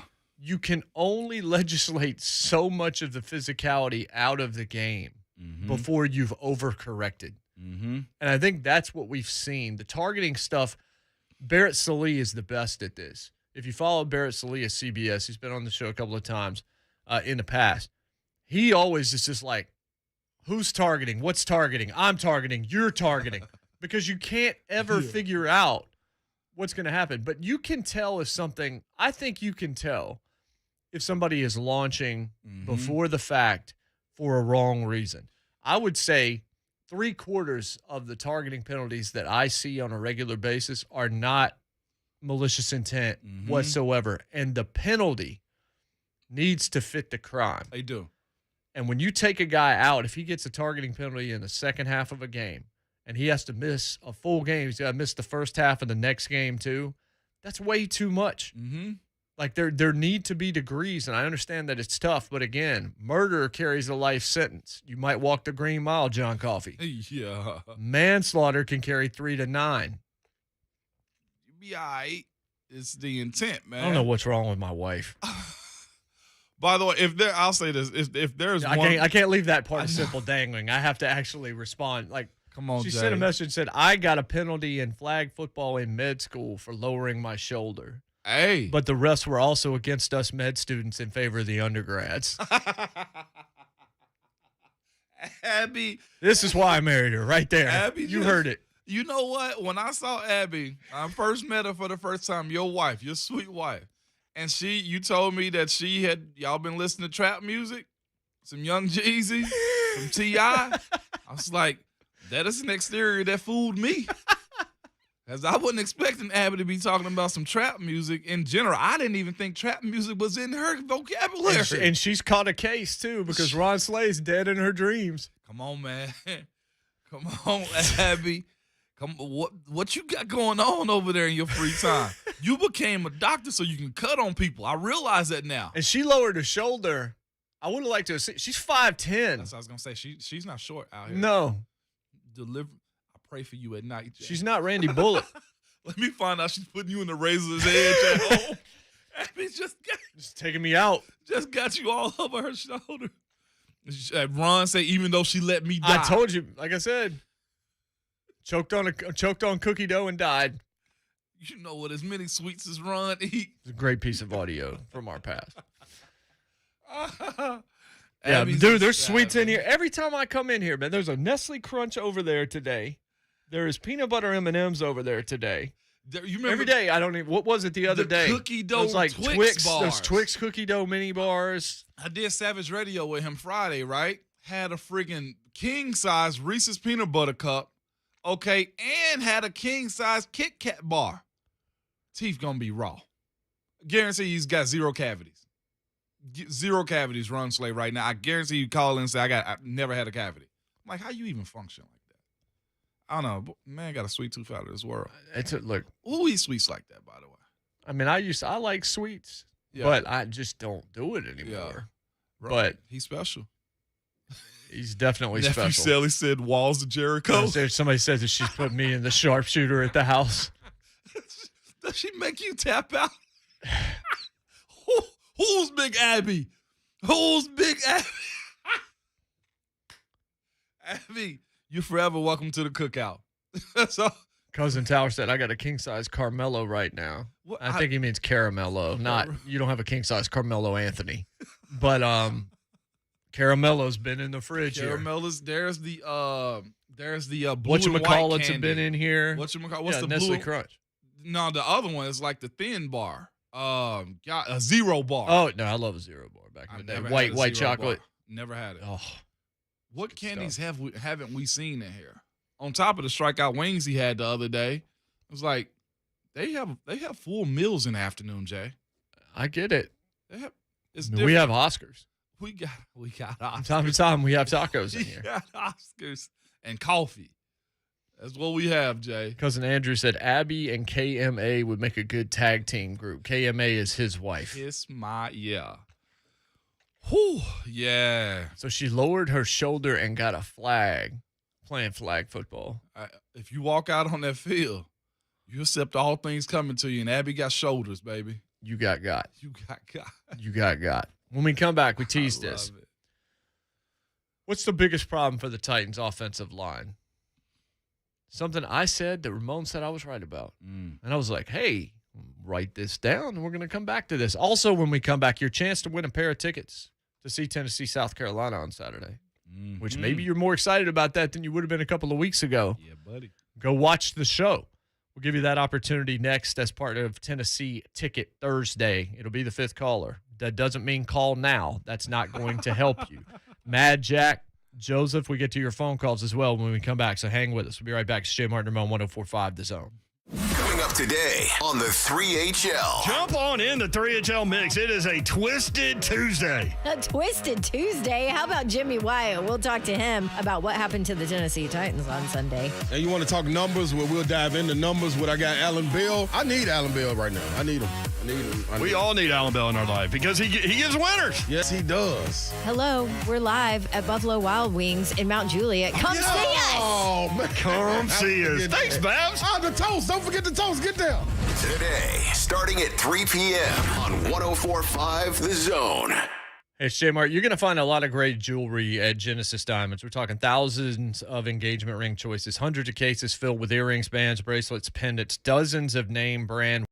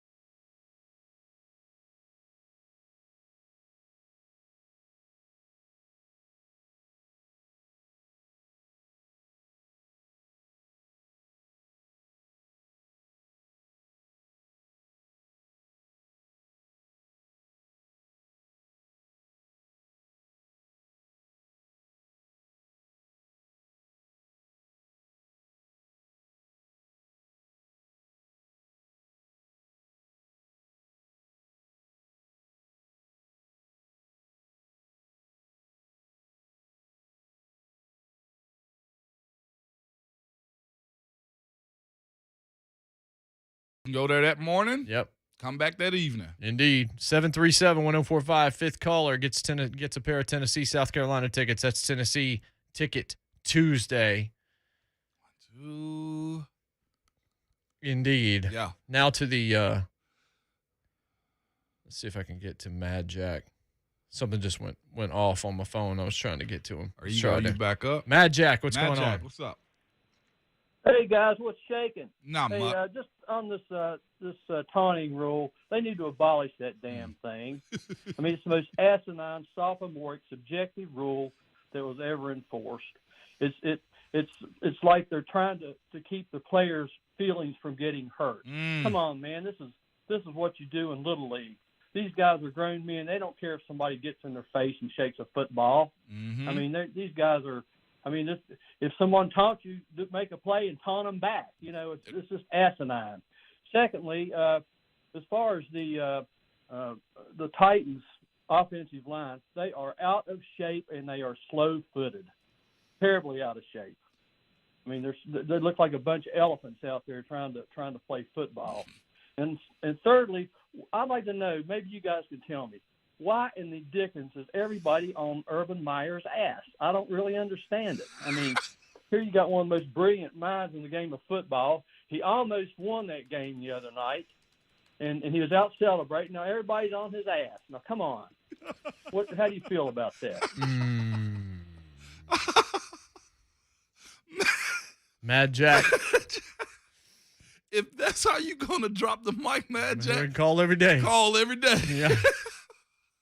He says, number one, the O-line isn't out of shape, okay? It's just a couple of blips here and there. I can't allow you to say they're out of shape, okay? That's not okay.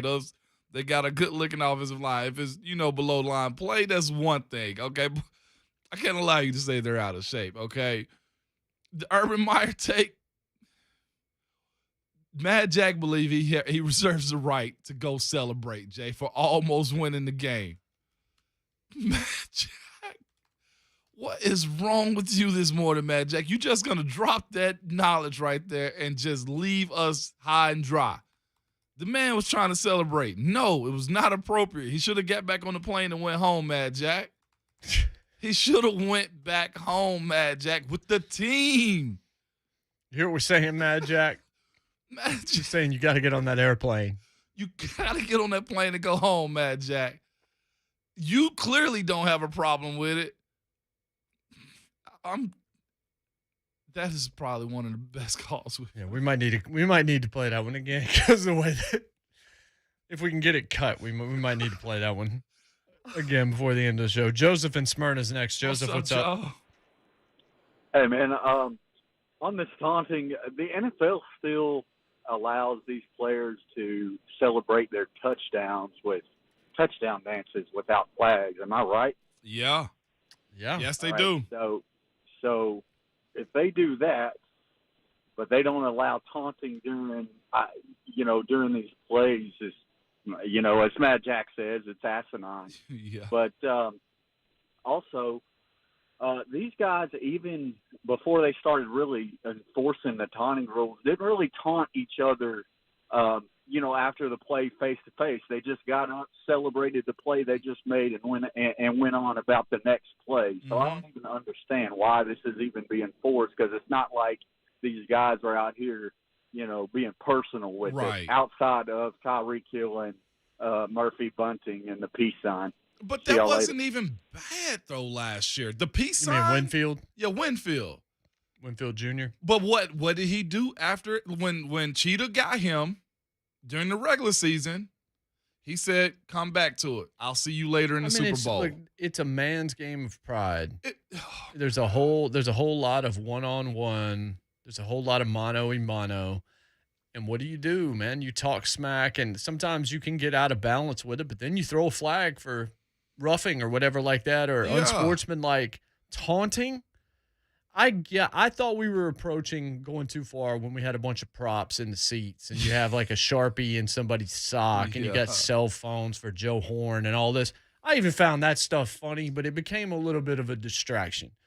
But like dances, even choreographed stuff they were having fun with, and They like were and this highlighting it. Darren Waller thing, which I tweeted it out from at JMart Radio. Like, if that's taunting, can we just stop playing sports? We'll just head to the house. We'll just put music on 24 hours a day because we don't even need to do this. Like, what are we talking about here? It's not. I was just gonna say it's not like a keep to lead, snatching chains.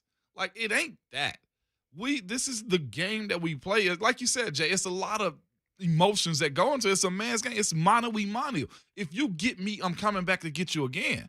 I had notes written down in my books. Remember him. I got to bring in one of my books one day just to look through it, Jay, just to show you he's a mark. I would write down his number, circle his name. You did something, I'm coming back to get you at some point. Right. That's the game. Dude, it's receipts, man. That's what it's called in pro wrestling, man. If somebody gives you a tater, you give them a receipt. Somebody does something to you in the ring, you're going to give them a receipt. You're going to remember and be like, yep, all right, you're going to pay for that one. Yeah. There's your receipt. In sports, you can be spiteful to a point. And that's all it is. And then with the Waller thing, I honestly felt like I think he reacted because he slightly rolled his ankle a little bit too. This just kind of came out of left field. It did. But Regurtha's land or Regurth Island, what? I don't know. On Twitch, just out of nowhere. It's top observation material because it's just, what in the world is this? I hate everyone from New York. A bunch of fat bagel-eating idiots up there. Giant stink. Just out of nowhere. Like, I have no idea if he's a fan, if he's ever listened to us before, if he just wanted to chime in on Twitch real fast. We're in Nashville, by the way. Like, easy, man. We're not in New York, but hey, I'm with you. Easy. Michael in Clarksville's next. Michael, what's up? Michael? Hey, what's going on, guys? I appreciate you taking my call. Sure. Dude, I don't even know where to start with this because this loss this weekend was so freaking frustrating. The Titans always seem to find a way to lose to the worst team in the NFL every year. And this is like the third time in the last 2 years these guys have cost me a 5-game parlay by losing to the worst team in the NFL. And is it me, or are these plays with the offensive coordinator becoming predictable? Like with Derrick Henry, it's like run him up the middle, first down, run him up the middle, second down.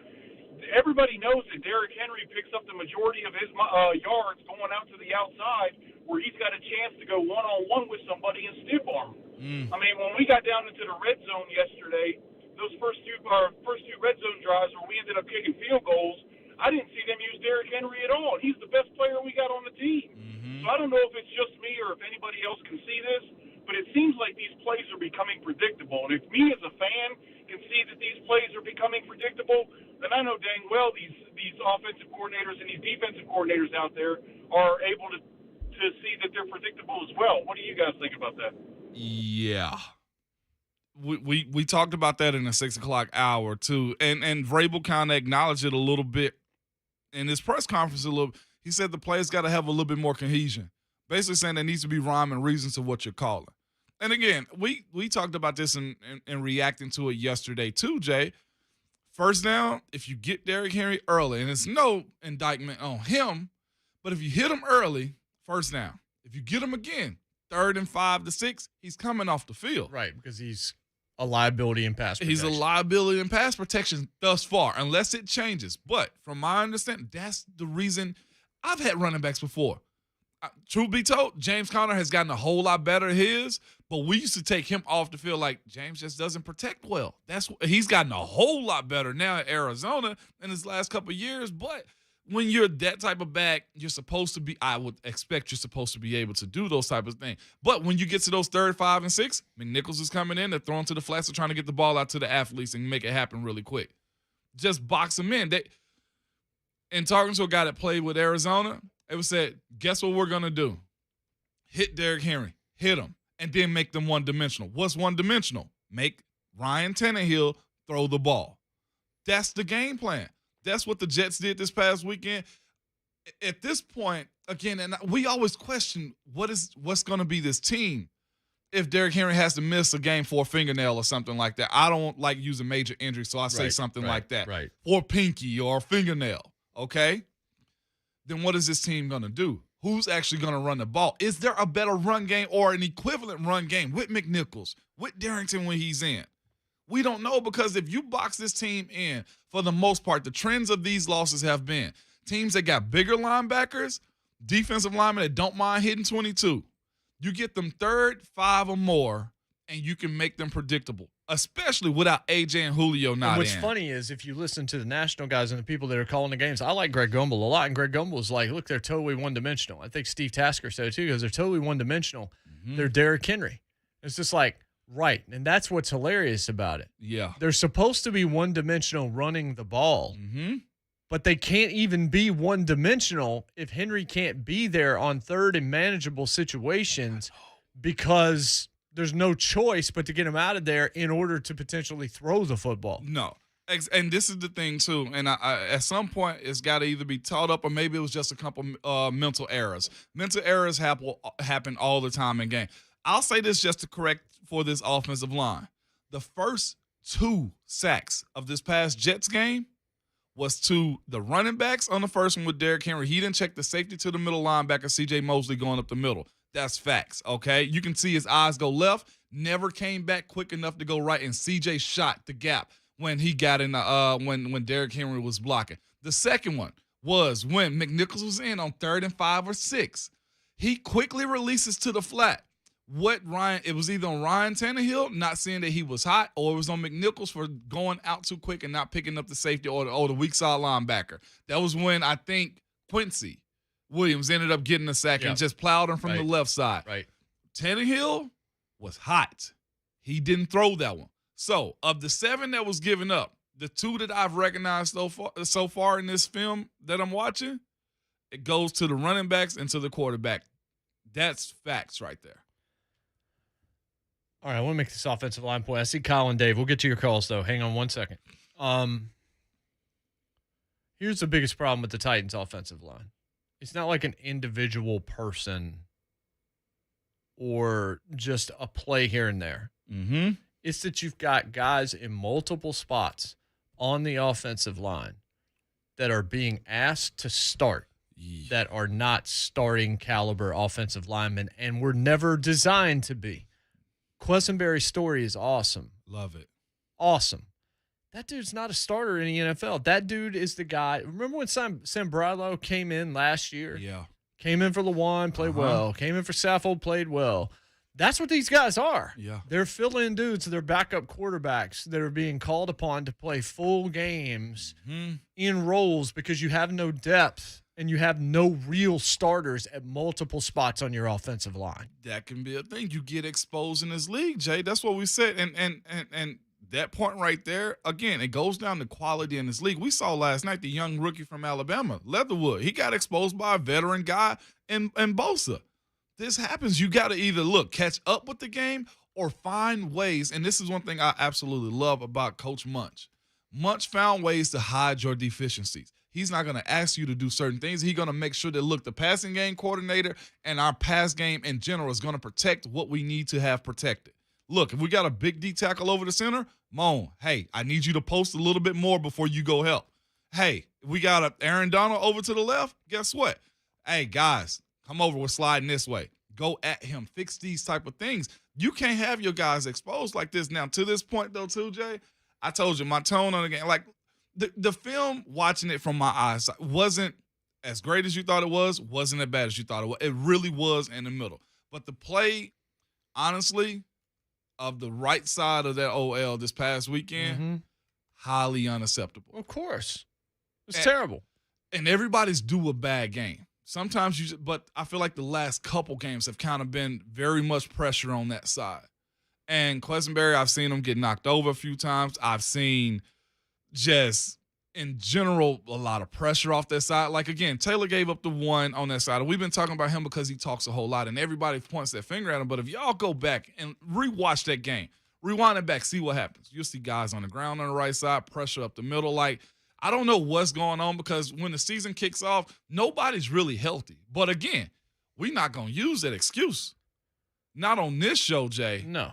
If you walk out there, you'll accept all responsibilities that come your way or tap your helmet and tell them, Coach. That's what I'm saying. I can't listen to Lewan's coming back from an ACL. Then he shouldn't be out there if he's not healthy enough to be out there. When he's out there, I'm expecting him to be good. He's going to be the guy he's supposed to be. Right. Yeah. Kyle in Nashville. Kyle, what's up? What's up, Kyle?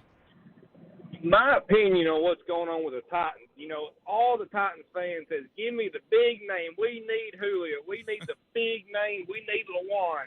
You got to remember, these guys get their big names by sacrificing their bodies the past 10 years of their career to get their big name. So when all the Titans fans are on their hands and knees begging for the big names, and I'm guilty of it myself, we have to remember these guys get their names by sacrificing themselves for the past however many years.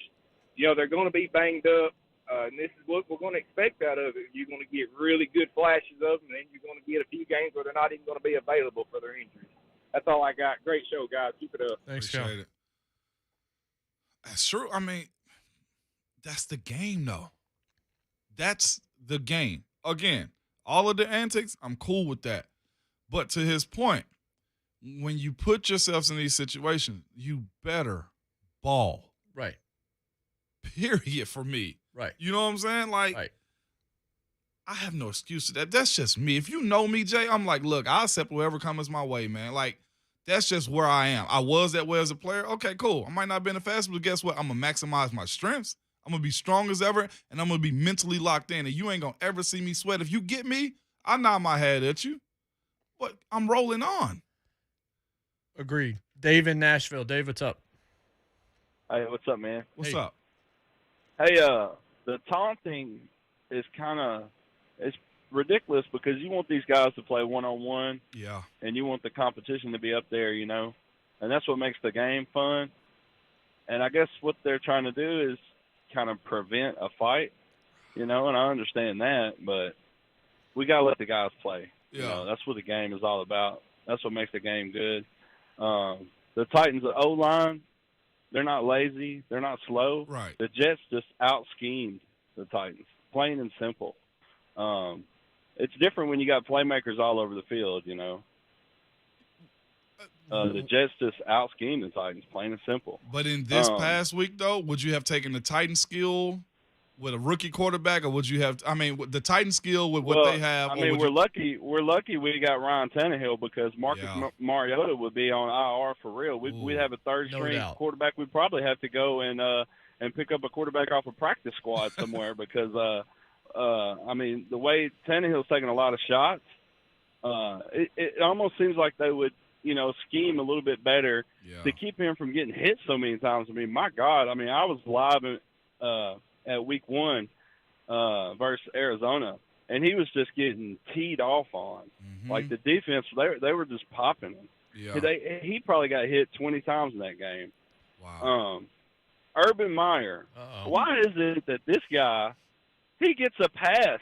He gets more passes than any coach I've ever seen in the history of football, college, pro.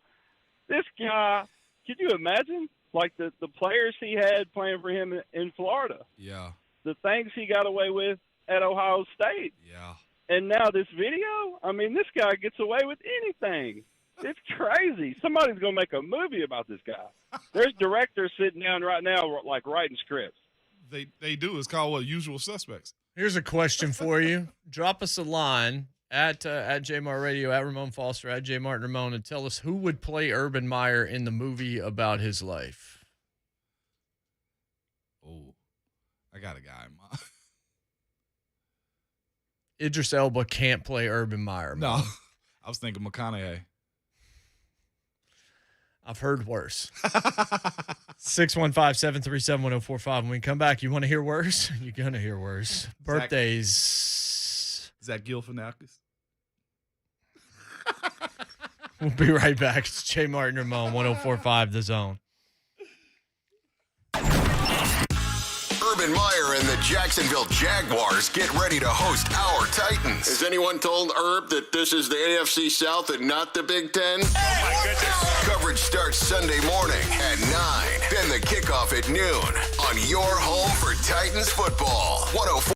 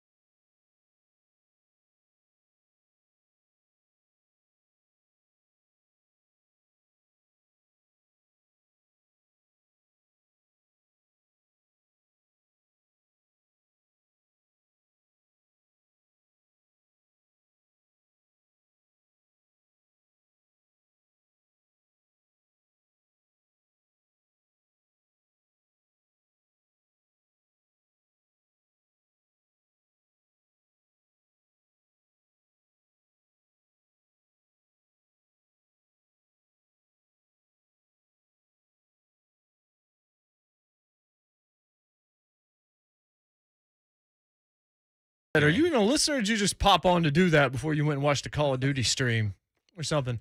And he was like, Jets and Giants suck. I'm not disparaging bagels. Because somebody was like, don't come after bagels like that. And so I said, donut, biscuit, bagel, croissant, rank them 1 to 4. Mm-hmm. We got a new segment we're probably going to debut hopefully next week. Yeah. And we could have easily just done biscuit or donut. You can only have one. So you got to think about what that entails. Yeah. Like there's all the different donuts, right? But we're talking about ham and cheese, sausage, egg and cheese, jelly, gravy. Southern like from all Raj of the biscuits. like it gets real real problematic. Real iffy, Jack. Real problematic. Well, listen, the phones are hitting. Let's get to the phones. We'll get to the phones. We'll do birthdays when we got time. Frank in White House. Frank, what's up? Frank, you with us, buddy? Yeah. Hey, go ahead. There we go. Yeah, you asked about who would play Urban Meyer. Mm-hmm. Ramon Foster was on point. It would have to be Matthew McConaughey, somewhere between We Are Marshall and Dallas Buyers Club. Did he die in both or what? He may have, actually. Oh, come on. That was. Anna tweets and says, yeah, that's right. He did not. Marshall had a problem with the plane and all that, but yeah. Yep. Sure. Anna says Richard Gere could play Urban Meyer. That's actually a pretty good one. That's pretty solid. When you actually like look at the facial structure and all. Yeah. He said late 90s, early 2000 age Richard Gere, though. Yeah. We can't go back in time. Urban Meyer hadn't been in Florida yet, so he hadn't had those problems. Hadn't gone to Ohio State yet, so we hadn't had the Zach Smith problems. Hadn't gone to Jacksonville yet, so we hadn't had the stress on the sideline problems. The oil check. Let that breathe. Christian Wilkins, you remember that at Clemson? Yeah. Leave it right where it is. I'll let that breathe. Leave it right where it is. Somebody else said Pee Wee Herman. So that's where we are. And, of course, somebody dropped a Ted Lasso. No. GIF to say Sudeikis. No, you keep Sudeikis. He is protected and always invited to the cookout. Absolutely Indeed. not. Indeed. Anton in Nashville. Anton, what's up? Hey, I got a question about the offensive line for the Titans again. Sure. I was listening to hear some people saying some stuff, but I'm like, at this point, I feel like, are we better off just trading LaJuan, or would they hit the cap too hard? This cap money. I think it's that part right there. Next year, this is why Jay said what he said earlier too, as far as being, maybe a candidate to get cut next year if his play doesn't pick up, or they don't. But he's no guaranteed money after this year. So, that's why I don't think he's back. Yeah, because the non-guaranteed money, the non-hit that you have, and I think we all know the best football of Taylor Lewan's career is in the rear view. And I'll say this too, just that let me play devil's advocate also. If you trade him, what are you left with? What are you trading him for? Number one, and if we're not witnessing, week in and week in out, it's hard finding any offensive lineman in this league right now. Always point back to who? Jason Peters. Right. He was pulled out of retirement to come try to salvage Chicago Bears offensive line. So it's hard finding him. You just want to hope with him that he turns the motor on and get it going. Other thing I would say is, you're watching tape. We're watching tape, so we've seen what we've seen in terms of 77, right? Yeah. The rest of the league's got tape too. Yeah. We said this after the Arizona game. Your film going to follow you. Right. I'm looking at this 4th down and 4 right now. That's 3 minutes and 46 seconds left in the fourth quarter. And off the edge, that wasn't him, man. That was Sambrelo. It just ain't good in those situations. Taylor was down again. Somebody asked in the first hour of the show, is the offensive line better last year than this year? The answer is yes. Yeah. They gelled better. I think Dennis Kelly has proven out to be much more valuable than maybe some believed at the time. Now he's sitting as a backup in Green Bay. Wouldn't it be nice for him to be starting for you right now? Yep. It'd be a major upgrade there. We got Andrew. We got Harold on the line. We'll get to your calls after the top of the hour, plus Kayla Anderson. Who would play Urban Meyer in the movie about his life? Drop us at JMart Ramon, at Ramon Foster, at JMart Radio. Let us know what you think there. And rank our breads / pastries. Donut, biscuit, bagel, croissant. Those 4. I don't need your bear claw comment. Stick with the 4 that we asked about. We'll be right back after the top of the hour. Headlines here on 104.5 The Zone. Buck Rising knows the value in having his own radio show. There is an interconnectedness to this. It's why radio is still my favorite thing. Out of all the stuff that I do, and I do too much, by far and away, I do too much. But radio is my favorite because you create these relationships with people. The Buck Rising Show, today from 10 a.m. to 1 p.m. on 104.5 The Zone. Hey, it's JMart. As a first-time home buyer applying for that first home loan, man, there's a lot that goes into that. It can seem like you just aren't prepared for everything because you keep getting more paperwork and everything else dropped on your lap, and you know what kind of expense that you're walking into. So there's a lot that goes into it, but you don't have to worry because the friendly and experienced pros, my pals at Mortgage Investors Group, will be here for you every step of the way. You can get ahead of all the other buyers by getting pre-qualified before you ever start looking. Pre-qualification, you're not getting the house that you want without it. It's going to give you the bargaining power that you want. It's going to help you close quicker. Whatever house you're looking at, a bunch of other people are looking at it too. They want the exact same amenities. They want the same neighborhood. They want the same school district. They want all of those kinds of things. Pre-qualification gets you ahead of the other guys. Get pre-qualified and get moving. Mortgage Investors Group, committed to helping Tennesseans just like you and your family fulfill your dreams of home ownership. Their mortgage experts will find and structure the mortgage that best fits your needs, best achieves all of your goals, because Mortgage Investors Group wants to be your home loan lender. Let Mortgage Investors Group do the work for you.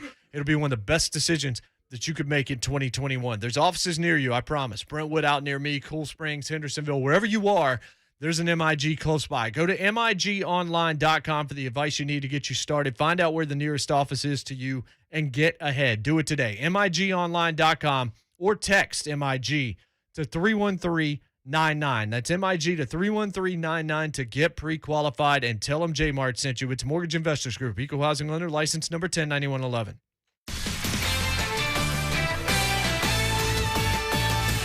This is Boomer Esiason with the CBS Sports Minute, sponsored by Lexicon, your holistic provider of practice management software and legal support services. Earlier, I noted that the All-Pro Kelsey brothers, Travis and Jason, had a reunion in the city of brotherly love. The NFL is blessed with multiple sets of siblings, including the McCourty and Griffin twins and the 3 Watts. While the Mannings are enjoying a bye this week, 2 other pairs of brothers are making names for themselves. Jets defensive tackle Quinnen Williams and his brother linebacker Quincy made history Sunday as the first brothers to have a sack for the same team in the same game since sacks became an official statistic back in 1982. Buffalo wideout Stephon Diggs has been a household name since catching the Minneapolis Miracle 4 years ago. Now his younger brother, Dallas cornerback Trevon, leads the league with 5 picks in 4 games. Oh, brothers. I'm Boomer Esiason. Attorney Joe Cordell. New school, new job, new home. Change is hard and can leave you feeling isolated. And divorce delivers one of life's hardest blows. The relationships you counted on are suddenly gone. But you don't have to walk through this alone. For more than 30 years, Cordell & Cordell has guided men through the challenges of divorce. You're not alone. Call Cordell & Cordell. Schedule an appointment with one of Cordell & Cordell's Nashville area attorneys. 810 Crescent Center Drive, Suite 160, Franklin, Tennessee, 37067.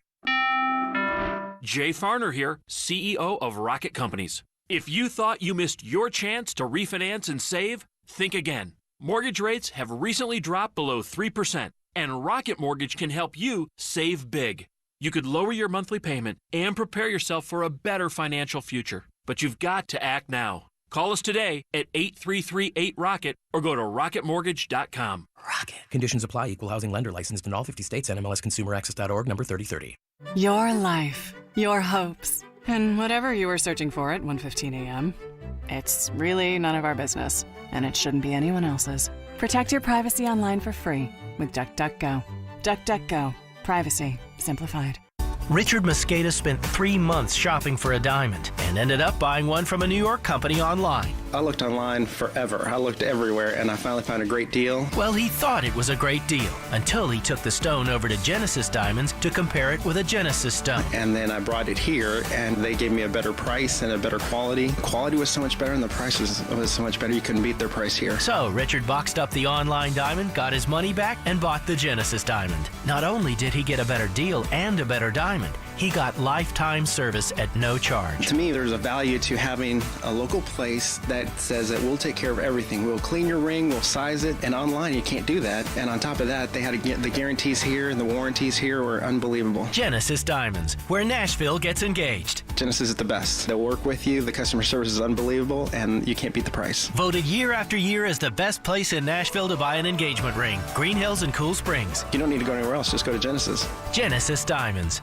Hi, I'm Ryan Kelly with thehomeloanexpert.com. Mortgage rates drop again, creating opportunities for refinancing everywhere. At thehomeloanexpert.com, we are locking loans in the low twos, saving our clients hundreds, even thousands of dollars a month with a simple refinance. And with our 21-day closing guarantee, you know we will not waste your time. The 5-minute loan approval, only available at thehomeloanexpert.com. The Home Loan Expert LLC, NMLS number 1326241. Cash is king, Nashville. You can be part of the Friday night Cash is King drawings at the Mint Gaming Hall. Play daily with your Mint Rewards card and earn entries into the cash drawings every Friday in October and November. You can win from $250 to $10,000 cash. Get your share of the $104,000 being awarded in the drawings at the Mint Gaming Hall at Kentucky Downs. Visit themintgaming.com for complete details. The Mint Gaming Hall, I-65 North, exit 121, Franklin, Kentucky. What's up? It's Will Bowling tonight at 9 o'clock on 104.5 The Zone. Me, Lucas Panzica, and Davey Shepard. We're talking Nashville SC, European headlines, and much more. It's the Nashville Soccer Show coming up tonight at 9 o'clock right here on The Zone. Hey, yo, Vols fans! Tune in 104.5 The Zone for UT Ticket Tuesdays. Where each Tuesday before Tennessee home games, you have a chance to win a pair of tickets to see your and mine Tennessee Vols face off against their remaining 2021 home opponents at the great Neyland Stadium. Tune in at 7:15 a.m. and 5:15 p.m. and listen for the cue. Call in for your chance to win tickets. For more info on UT Ticket Tuesdays, visit 1045thezone.com. And don't forget, go Vols! From the Mark Spain Real Estate Traffic Center. Downtown 40 eastbound at Charlotte Avenue, we've got a crash in the right lane. Murphy Road, there's an accident at 440. Jefferson Street east of 40, watch for an accident being cleared. And Elm Hill Pike east of Fessler's Lane, we've got a crash clearing. No problems coming in on 24 or 65. No unusual delays on 840. This report brought to you by Caesars Sportsbook. The Goblin has dropped. Download Caesars Sportsbook and get started with a risk-free bet of up to $5,000. Terms and conditions apply. Must be 21 and up. I'm Christy O'Brien with traffic on your home for Titans football. 104.5 The Zone. From the WinBet Studio, win with WinBet. WGFX Gallatin, Nashville. The Titans and the Jaguars. Kickoff is Sunday at noon on your home for Titans football. Trending now at 104.5 The Zone. Good morning, I'm Will Bowling. Los Angeles is 3-1 for the first time since 2014. The Los Angeles Chargers, that is, and part of a three-way tie atop the AFC West with Vegas and Denver. Week 4 ended in the NFL last night as Justin Herbert threw for 3 scores. Austin Eckler rushed for a career-high 117, and the Chargers beat the Raiders 28-14. The Raiders' loss means the Arizona Cardinals are now the NFL's lone undefeated team after 4 weeks. The SEC finalized start times for Week 7 yesterday. Tennessee hosts Ole Miss at 6:30 for Lane Kiffin's return on SEC Network, while Vandy will visit South Carolina at 3 in a couple of weeks. The cross-divisional meeting between the Vols and the Rebels will be the first game between the programs since 2014, when the Rebels rolled to a 34-3 win in Oxford. Tonight in Major League Baseball, it's game number 1 of the 2021 postseason. Yankees at the Red Sox. Garrett Cole faces Boston's Nathan Eovaldi. For all your foundation repair and waterproofing needs, visit USSTN.com. Breaking news at once on your home for the Titans and Vols. This is 104.5 The Zone.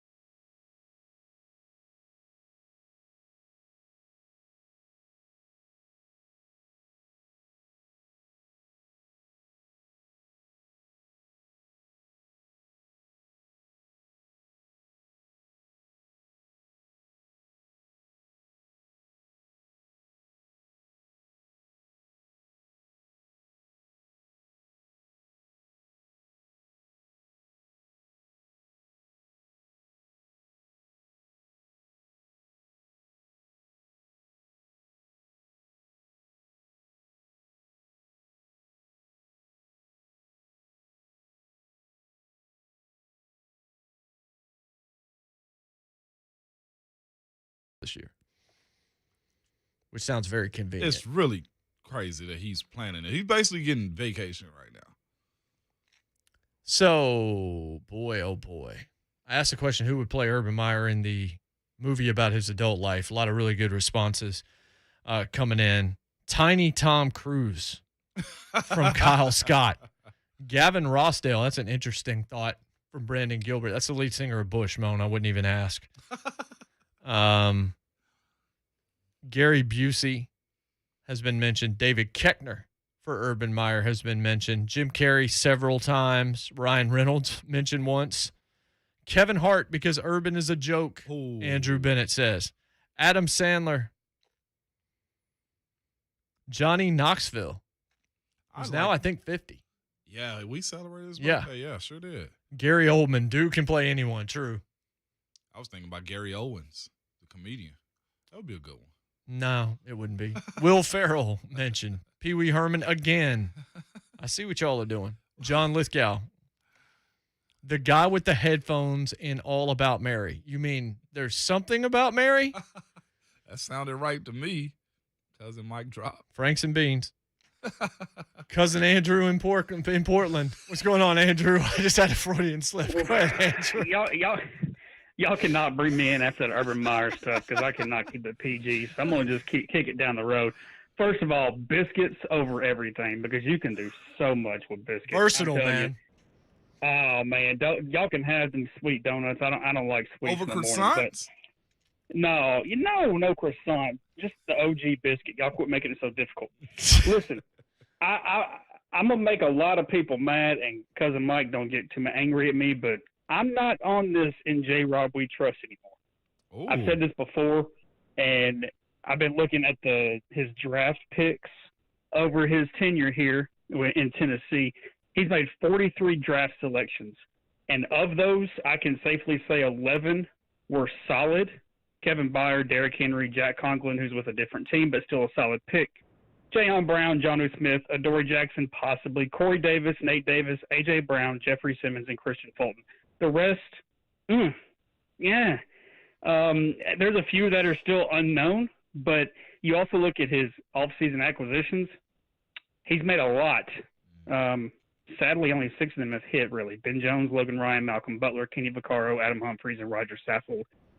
The future of this team is in jeopardy because the offensive line is getting old. And we are picking players that nobody else wanted in the first or second round of drafts. I'm going to give Vrabel credit and the coaching staff credit. I don't know how the whole drafting process works, but at the end of the day, that's on J-Rob's shoulders.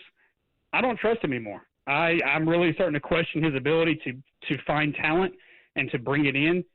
He takes way too many gambles, and they're not panning out more than they, or they're failing more than they're panning out. So I'm kind of concerned about the future, fellas. That's all I got. That's Andrew in Portland. Not pork. No. Land. No, that's that was the fair take by Andrew, man. Yeah, it was well reasoned. You almost question everything. We're going to talk. I think we're going to talk a good bit about John Robinson tomorrow. Harold, what's up? What's going on, guys? Hey, morning. Man, I just felt like we're in a so-called Super Bowl window. I felt like the decisions Mike Vrabel and John Robinson made as far as the draft, as far as the practice. I mean, come on, guys. Tom Brady's 44. I mean, that's Tom Brady. I know he's different than everybody, but he practices and plays in preseason games. Yeah. I feel like that decision-making is killing our Super Bowl window right now. That's all I got, guys. A question, if I really wanted to choose violence, is was there ever really a Super Bowl window? Was it ever open, and is it open now? I know what I predicted, and I told you I'm not backing off that prediction until they can't win it anymore. You did admit that. I'm not backing off it. Mm-hmm. I will say that I don't feel great right now about it. I feel a lot better about the Rams. This from Michael Lombardi, who, look, he's been wrong about a lot of things, and he's kind of become one of those hot take-ish, I'm going to throw stuff out there kind of things. But at times, he's also been real, and there are other sources apparently here. But he tweets out an hour ago, according to 2 Jacksonville sources, there are many closed-door meetings happening over the last 2 days in the football offices in Jacksonville, and none of them have anything to do with the Titans. Stay tuned. This might get ugly. Yeah. So I went to NBC Sports Edge, and it says it's likely Urban Meyer's disastrous 8 months as Jacksonville's head coach, capped off by an embarrassing video in an Ohio bar last week, prompted to closed-door discussions. Meyer offered a muted apology on Monday for the video, I'll say, which caught fire on social media and raised questions about Meyer not traveling with the Jaguars after a Thursday night loss to the Bengals. Maybe Jags brass wants more contrition from their head coach, or maybe they're ready to cut ties in a decidedly failed experiment. That's cold. I don't know if I'm Call willing it to how it is, Jay. He's not the coach by the end of this month. Okay. He's out before the end of October. Yeah. Whether by him leaving or they'll let him resign probably. But they going to pay him? It's not going to get better for them. They're going to keep losing. But this might be the saving grace to Trevor Lawrence's career. Well, sure. That's what I'm saying. Though. That's why if I'm the Jags, yeah, I want this move made quickly because I don't want to ruin a generational talent at quarterback who's got a good attitude. And all you need is the right coach around him. You know what I would say too as a player, because this is the thing that we knew was going to be a big adjustment when you have a college coach going to the NFL ranks is this. You're dealing with full adults. Now, yes, they're young adults in college, okay? But now these guys got families. They've made more money than you, some of them, on a salary. They've been in the league longer than you have. I'm going to name off a couple players right now, and I'll say some at the end. Andrew Norrell, Cam Robinson, Miles Jack, Brandon Linder, not Trevor Lawrence yet, Josh Allen, Shaquille Griffin, Marvin Jones, Josh Lambo. Those guys are veterans in this league. When my coach didn't come back on the team play after a loss like that, I don't care if it was, but it was the only game on TV. You played a tightly contested game. But when you don't come back with us, and I know you're well compensated, and I say that because it's this reason. You could have paid for your grandchildren and for your family in Ohio to fly private because you made a bankroll at Florida, made one at Ohio State just in coaching salaries. Yep. That flight to Ohio to Jacksonville, it may have been about 15,000, 20,000. Guess what? If you wanted to see your grandkids that much, that bad, that close, you'd have done it. Those guys I named off. Urban Meyer, right. If he's my coach, can't tell me nothing moving forward. I'm sorry. This is, hey, I'm the captain now. Ask any athlete. You, Jay, your boss do something crazy and you see him? Psh, I wish I would go pick that up for you. Yeah, right. You can't get me to do nothing. Miss me with that. Straight up. All of that. You can't tell me nothing. Bubba in Dixon. Bubba, what's up? Yeah, just had a little thought, and wondering if, do you think Urban is doing this stuff again? You remember him having the medical issues and all that to leave Ohio State, but to do this to save face so he didn't automatically take the USC job, because I don't think that's been filled yet. No. Ooh. And so he's starting to do these, or showing his past. Hey, go ahead. I'm going to let them get rid of me.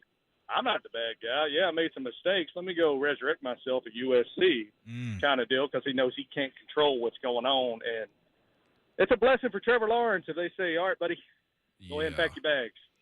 Yeah, that second part is dead right. We're up against a break there, Bub. I actually thought you were done. Don't call that a Snipes moment. I wouldn't. I don't think you do that involving your wife to get out of a job. Yeah. I think that there are ways in which you could find your way out of there or get to a mutual close or whatever. Involving your family like that and doing something disrespectful to your wife who stood by your side and all of that kind of thing, that's a new level of bad. And I don't even think, whatever you think of Urban Meyer, I don't think he's doing that. Yeah, I don't think he'd have gone that far. And you said also, she knows all the ghosts of that Ohio State She knows where case. The bodies are buried in the Zach Smith case.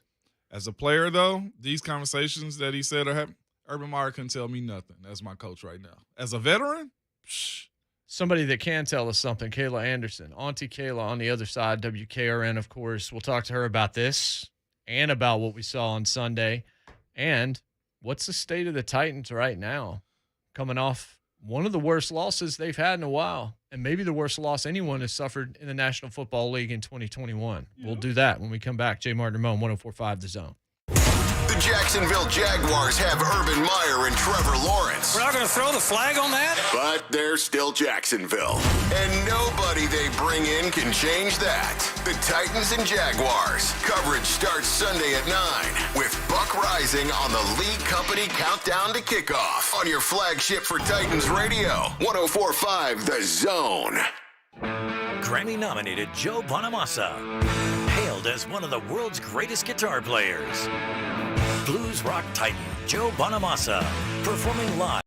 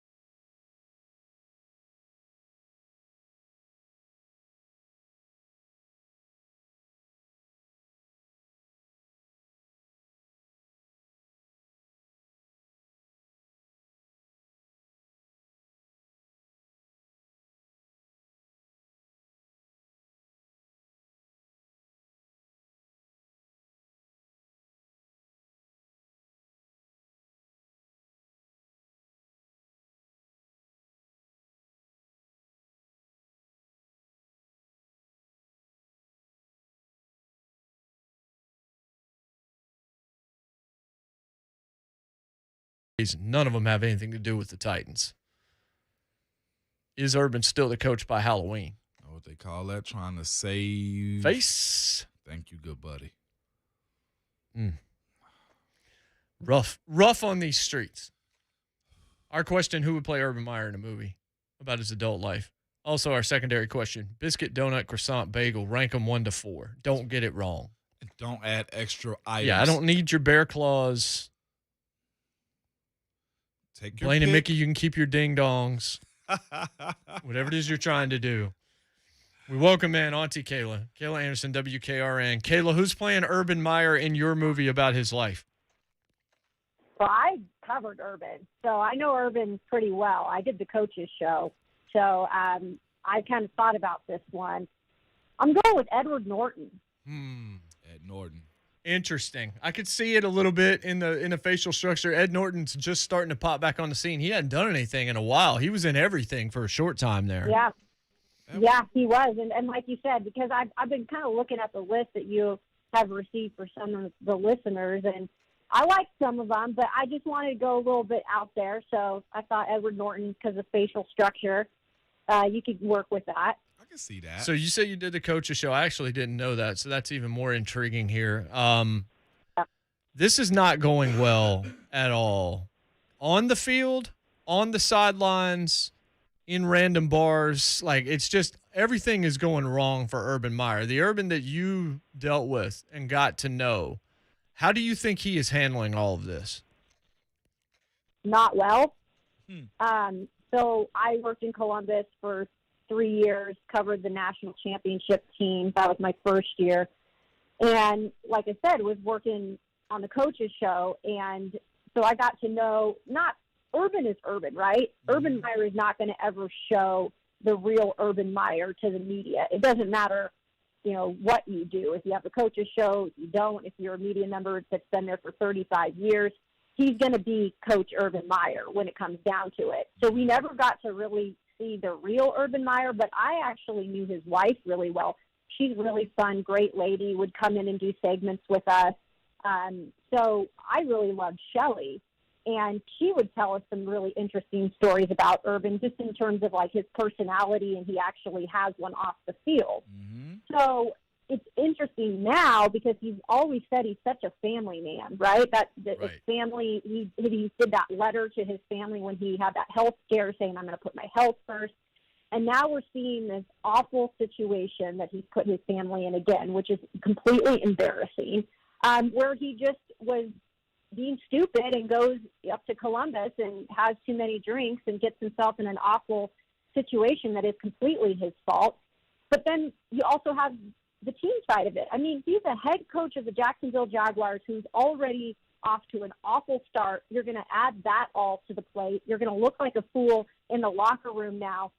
I find it hard that anybody can take that man seriously right now in Jacksonville, including the executives. So I think he's in a massive pickle. Yeah, I mean, he may not make it till the end of October. I mean, I'm really starting to think that I don't know whether or not it's his decision to even make when it all gets made. The one other thing I'll say, since you were in Columbus and you were there around the time that, the Zach Smith stuff and all that stuff was happening, I've mentioned this a couple of times. His wife knows where the bodies are buried there because she was intimately associated with Zach's wife and some of the other people that were in that case. Like, that's the wrong person. If you're Urban Meyer, like, obviously it's your wife, so that there's that side. But just looking at it on the flip side of the business and everything else in his life, that's not the person that he needs out there, not necessarily on his team. No, you're exactly right. I mean, it's interesting, too, because Shelley, like you mentioned, and I had just left when all the Zach Smith stuff, all came out. But, you think about some of these high-profile athletes and coaches and, even in the entertainment business, and there's always that significant other that probably has been through a lot more than we think. Right. And you come to the point where when is enough, right? And when have you put your family through enough? And I don't know what has gone on in the past, but this is a pretty steep slope and really pushing it to the edge here when it comes to dealing with somebody like your wife and putting the embarrassment on your family like that. And you're right. I mean, the way that this is going, and it's going really quickly, like, I don't know what is going to happen, but I just said this earlier this week when all this came out. I said, this is going to be bigger than what people think. I mean, this is going to go far beyond just an apology. Wow. Kayla, thank you for coming on this morning, number one. But also, you say you know Urban and have been around him also. I'm going to ask you something. I'm going to eliminate some things, too. As buttoned up as he's been, how taking out the alcohol, taking out the loss, taking out all things Man, involved. you're taking a lot out right now. I am. Okay, because he's been the guy for so long on college and respected by everybody.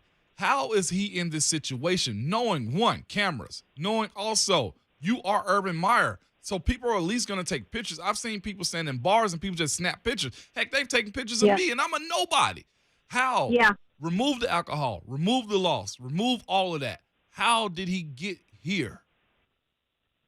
Yeah, and this makes me go and think about just everything that, we've talked about in Urban's past, whether it be at Florida, the whole health thing when he left Ohio State. The best time that I don't think we've talked about him at all in terms of negatives off the field is when he had been at Fox doing the broadcasting there, right? I mean, we barely heard about him unless he was linked to some job at USC, which he never left for at the time. And so I start to think, is there something with coaching that just turns Urban Meyer into a person he can't handle? Like, is there so much stress that Urban puts on himself because he's that much of a perfectionist and he's that much of a guy who wants to win that he just can't handle situations? Because that's what I'm starting to think. You start off in Jacksonville, you can't win a game. He's feeling the pressure already. He goes up there, gets inebriated, and then makes bad decisions and puts, again, himself in a really awful situation where he is being talked about nationally on the media front. So you just wonder, like, can he even handle being a head coach at all? I'm starting to think no, because this is what happens when we see him in these high-profile coaching situations.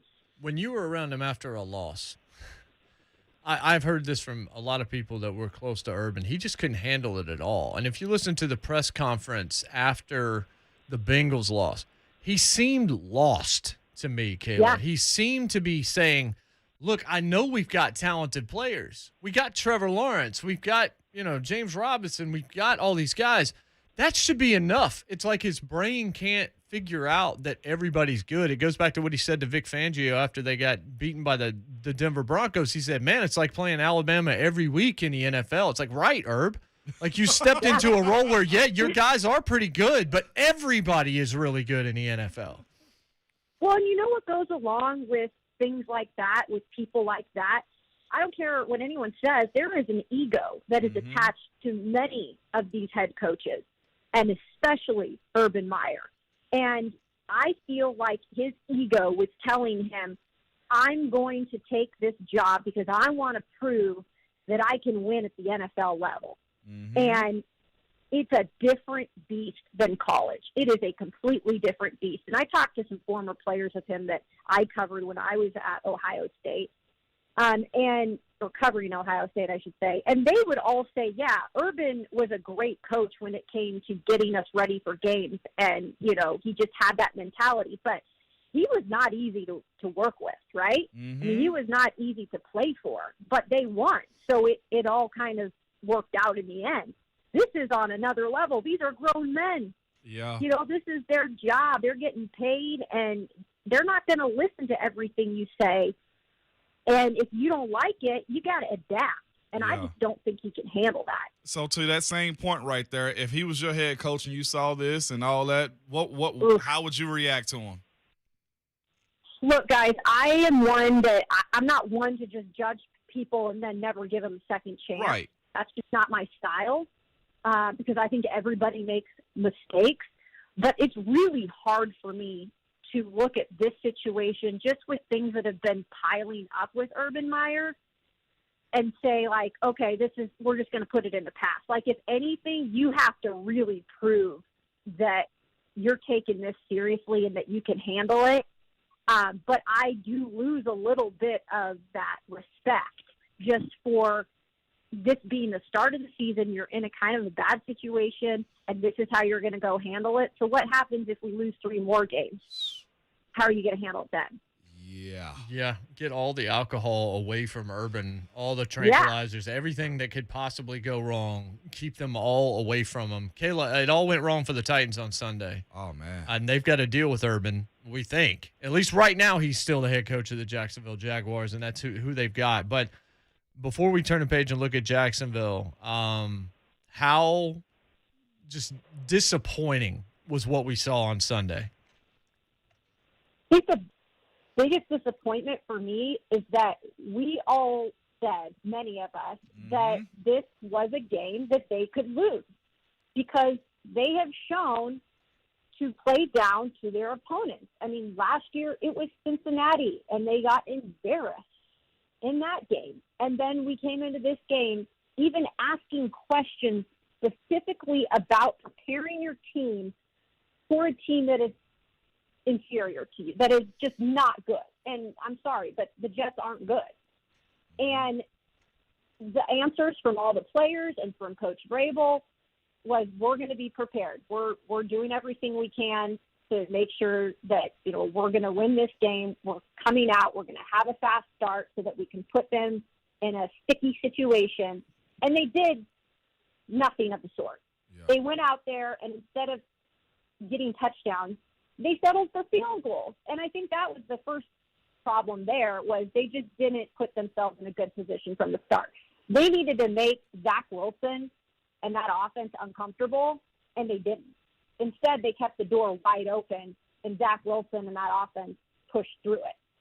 Yeah. And anytime you have a team that is putting up first for the first time this season on you, that's embarrassing. And there were a lot of firsts for the Jets in that game.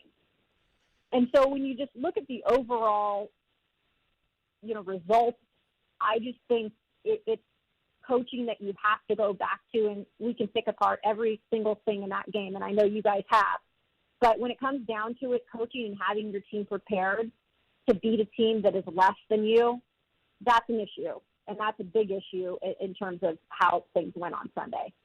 So one thing in particular that happens when you lose is everything gets exposed, okay? From play calling to personnel to everything. Like, we've had some callers and listeners and fans call up and say, hey, I'm starting to question a lot of the moves we made. And one of those moves honestly seems to kind of buckle down the personnel. And I'm not just talking about your starters, but the guys behind them. Looking at, the kicking situation. You had a punter this past weekend that kicked 15, 12 yards. I'm not going to blame Randy at all, because I knew this to be true because I played with him. Over 40, he's not absolutely the greatest when kicking over 40 yards. So when it comes down to finding guys on the starting offensive line that got a backup, finding a different personnel, if you're going to use Derrick Henry on first and second down, that's somebody's going to be able to run the ball. What I'm asking you is this. Do we have to start looking at the play calling and also the personnel that's being inherited on this team right now? Yeah, I think both, right? Because there were situations where you can look at just not making adjustments up front. I mean, Ryan Tannehill just got slaughtered on Sunday, and it just doesn't seem like there was any adjustments made. So there you can look at Todd Downing, right? But then you have to look at the personnel in the way, and this goes all the way back to John Robinson and drafting over the last 2 years. And who are the 2 picks that we've seen go in the first and then second round that are not on the field? Isaiah Wilson, not even with the team, and Dylan Radin, who is, I don't believe, was even active. Yeah. And you start to see issues because O-linemen are hard to find, period. But when you're going and thinking these are the guys and then doing it a second time and thinking, okay, this guy, you need to see those guys contribute right away, and they're not doing it. And then we're having problems with injuries on the offensive line every game. There's one or another that's going in and out. And the backups are just they're not holding up. Then, you start to look at the issues with players as well. And I just think the injuries are really going to start hurting this team if they continue to pile up. Kayla, donut or biscuit on the way out the door? I'm going to simplify the foursome ranking that we put out there on Twitter with croissant and bagel and say donut and biscuit. You can only have one. You can never taste the other one again. And that means in any form with any of the things that get added to it. Which one you got? Donut, 100%. You know I'm not from the South. Yeah. So I'm not going to go with biscuit, folks. I got to go with that donut. And you guys know that. I'm obsessed with donuts. Yeah, you brought us donuts. Yeah, absolutely. Speaking of which, where are the donuts? You could be here today. Schaefer's not even here, so you don't even have to worry about that problem. I know. You guys need me in there just for that. See, you get it. Yeah, You that's get it, right. Kayla. All right, now I'll accept your donut. I'll let you off the hook without having to talk about Oregon State. As well. You mean Washington State? Well, I mean, Oregon State's the one that's actually winning a whole lot of games right now. Actually, they did beat Washington. So that's a good piece of news. But they also beat USC. They're 4-1 out of nowhere. They're like the only team in the Pac-12 right now that has any buzz. Well, and you didn't hear it from me, but I talk about this all the time on my podcast. I give the Pac-12 a lot of grief, and I'm from the Pac-12. But I'm hard on them because they continue to be irrelevant because the teams that need to be good, USC, Oregon, they're not. And I said it about Oregon again this year, and look what happened to Oregon. They got beat. They shouldn't have gotten beaten by Stanford. But Oregon State, Corvallis representing TJ Houshmandzadeh, I think, said at the beginning of the season, watch out for Oregon State. They're sneaky good. There it is. And there it is. Kayla, we appreciate Jeff you. Talking.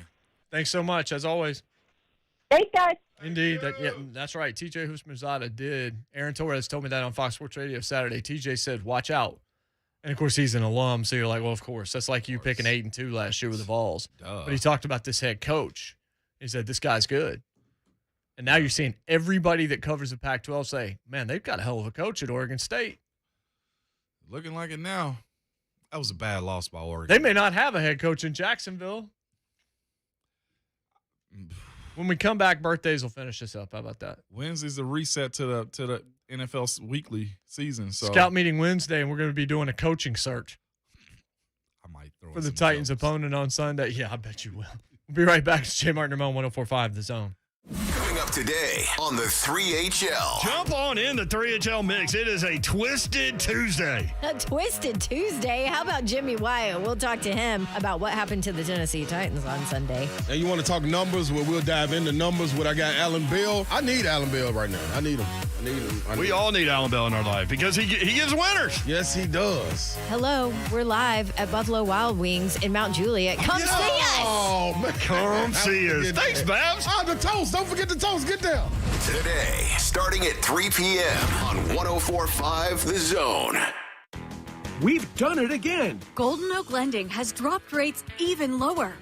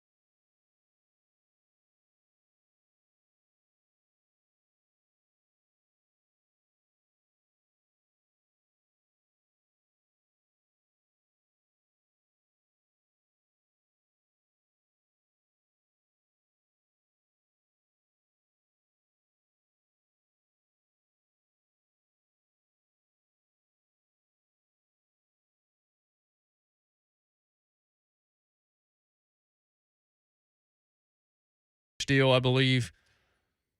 He said, I vet everyone on our staff, and like I said, the relationship goes back close to 20 years. A lot of hard questions asked, a lot of vetting involved with all our staff. We did a very good job vetting that one. The next day, Doyle resigns after being slammed by the Fritz Pollard Alliance.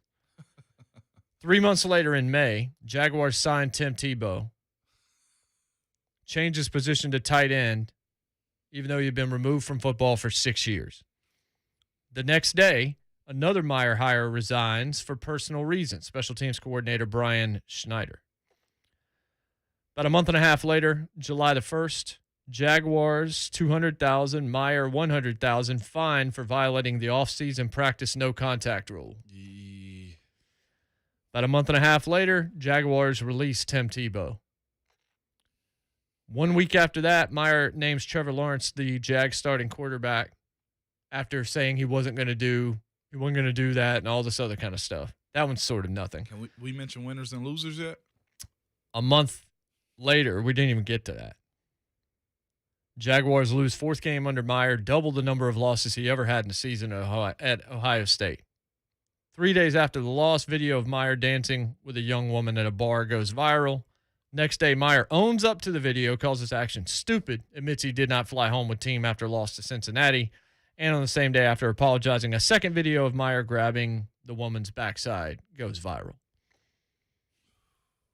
That has happened since January. Man, I'll tell you what. It's COVID and Herb in terms of 2021 problems. The year in review? Again. Herb and Meyer. I've got 99 problems. And I just got one more. And women are certainly some of them. I'll just say this, too. Nope, nobody's perfect. We're not condemning him on – yeah, we kind of are. We don't know everything. Yeah. We know he had a bad day. In a world of really, imperfection. Really, really bad night. Yeah.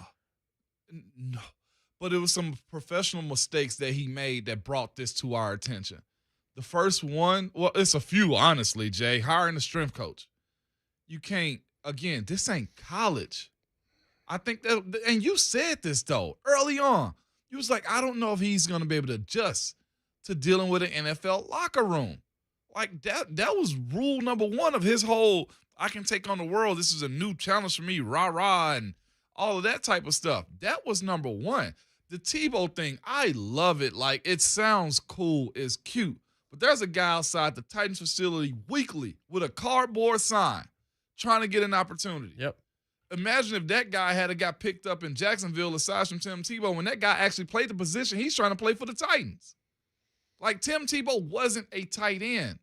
Y'all, you said in Denver, had he switched earlier on in his career, and yes, Rhett has said that. Rhett Bryant said did. he could have had a great career as a tight end in this league had he done it from day one. From day one. And I thought, I know the joke. He beat us in the playoffs. But he was out of the league 2 years later trying to play tight end with the Jets. Yep. Had he done that early on, then I'd have excused the fact that Urban was trying to do a favor for a friend. We asked the question, who could play Urban Meyer in the adult version of a movie about his life? Is it Dylan Grass? No, I gave somebody some massive props for this. I just thought it was funny. Barry High. Barry High gets all the top observation material because it's just well played. What'd he say? He said Jason Biggs as Urban Meyer, Eugene Levy as Shad Khan. And what that means is Jim from American Pie as Herb and his dad as Shad Khan. And the gif that he sends is the pie on the table after being caught and his father just sitting there next to him at the table. I don't know what else to say other than that's very, very well played and go to the corner. So this Herb thing makes you exhale. Like, I'm sure he's breathing real hard right now too, because here you are, you're a very popular coach. You've proven to be a winner at all levels for the most part. And then you take on Jacksonville, who's honestly at ground zero. You get a franchise quarterback. You have the opportunity to bring this organization up. And I say organization because it's different from a program in college. Like, this is a business. Shad Khan is trying to make it happen there for whatever reason, for whatever that is. But you ruined it, Herb. You ruined it. I just saw this pop up. I guess this is from a podcast. Anton Jameson, the former North Carolina star, longtime NBAer. Of course. Met him in Memphis like my 8th grade year. He puts on his socks and shoes before his pants. Socks? Yeah, I do that. I've done that. I have too. I actually feel better about putting my socks on first. Shoes? Man. There might not be anything that feels more awkward and wrong than having shoes on and no pants. I'm going to be real. It's off. You're just off at that point. You need to leave and exit the building. And I'm hoping we mean at least we get the boxers or the boxer briefs or whatever on before we put on the footwear. Yeah. But if you're sitting there wearing Jordan 3s and that's it, like your Casey Musgraves on Saturday Night Live. Then you try to put your pants on. That's serial killers. I question all the decisions you make in your life. If you're rocking sneakers, if you're rocking high tops, but you don't have underwear on, we need to have a discussion. Does he tuck his shirt inside his boxers and then put his pants on? That's Herb this morning, man. That's how we're finishing the program. He walks around with socks and shoes with no pants, with his shirt tucked in his underwear. Dude, he better have underwear on. That's all I'm saying. None of that. Not boots, not sneakers, not loafers. Not even house shoes. Not even flip-flops, man. You must have some covering on your lower quarters. You'll even take pajama pants. Mikey Dreamer says it best. Midweek motivation definitely going to be needed tomorrow. Indeed. Talking about. Can somebody fly Inky to Jacksonville? One of Inky things is called empty in the bucket. We kick that thing over today. Indeed. Rep Brian will be here tomorrow. Ink will be here. We'll have a blast. Buck Rising coming up next. He just asked a question. When's the last time you ate at a Chili's? So I guess we might get into that on his fine program. We'll do it again tomorrow. Same bad time, same JMart Ramon channel for Ramon. Not for Schaefer, but for Schaefer's Halloween costume, Ryan Albanese. I'm Jason Martin. We're on Twitter at JMart and Ramon. And, Ramon, you going to send us out or not? I'm just looking at Schaefer's headliner again.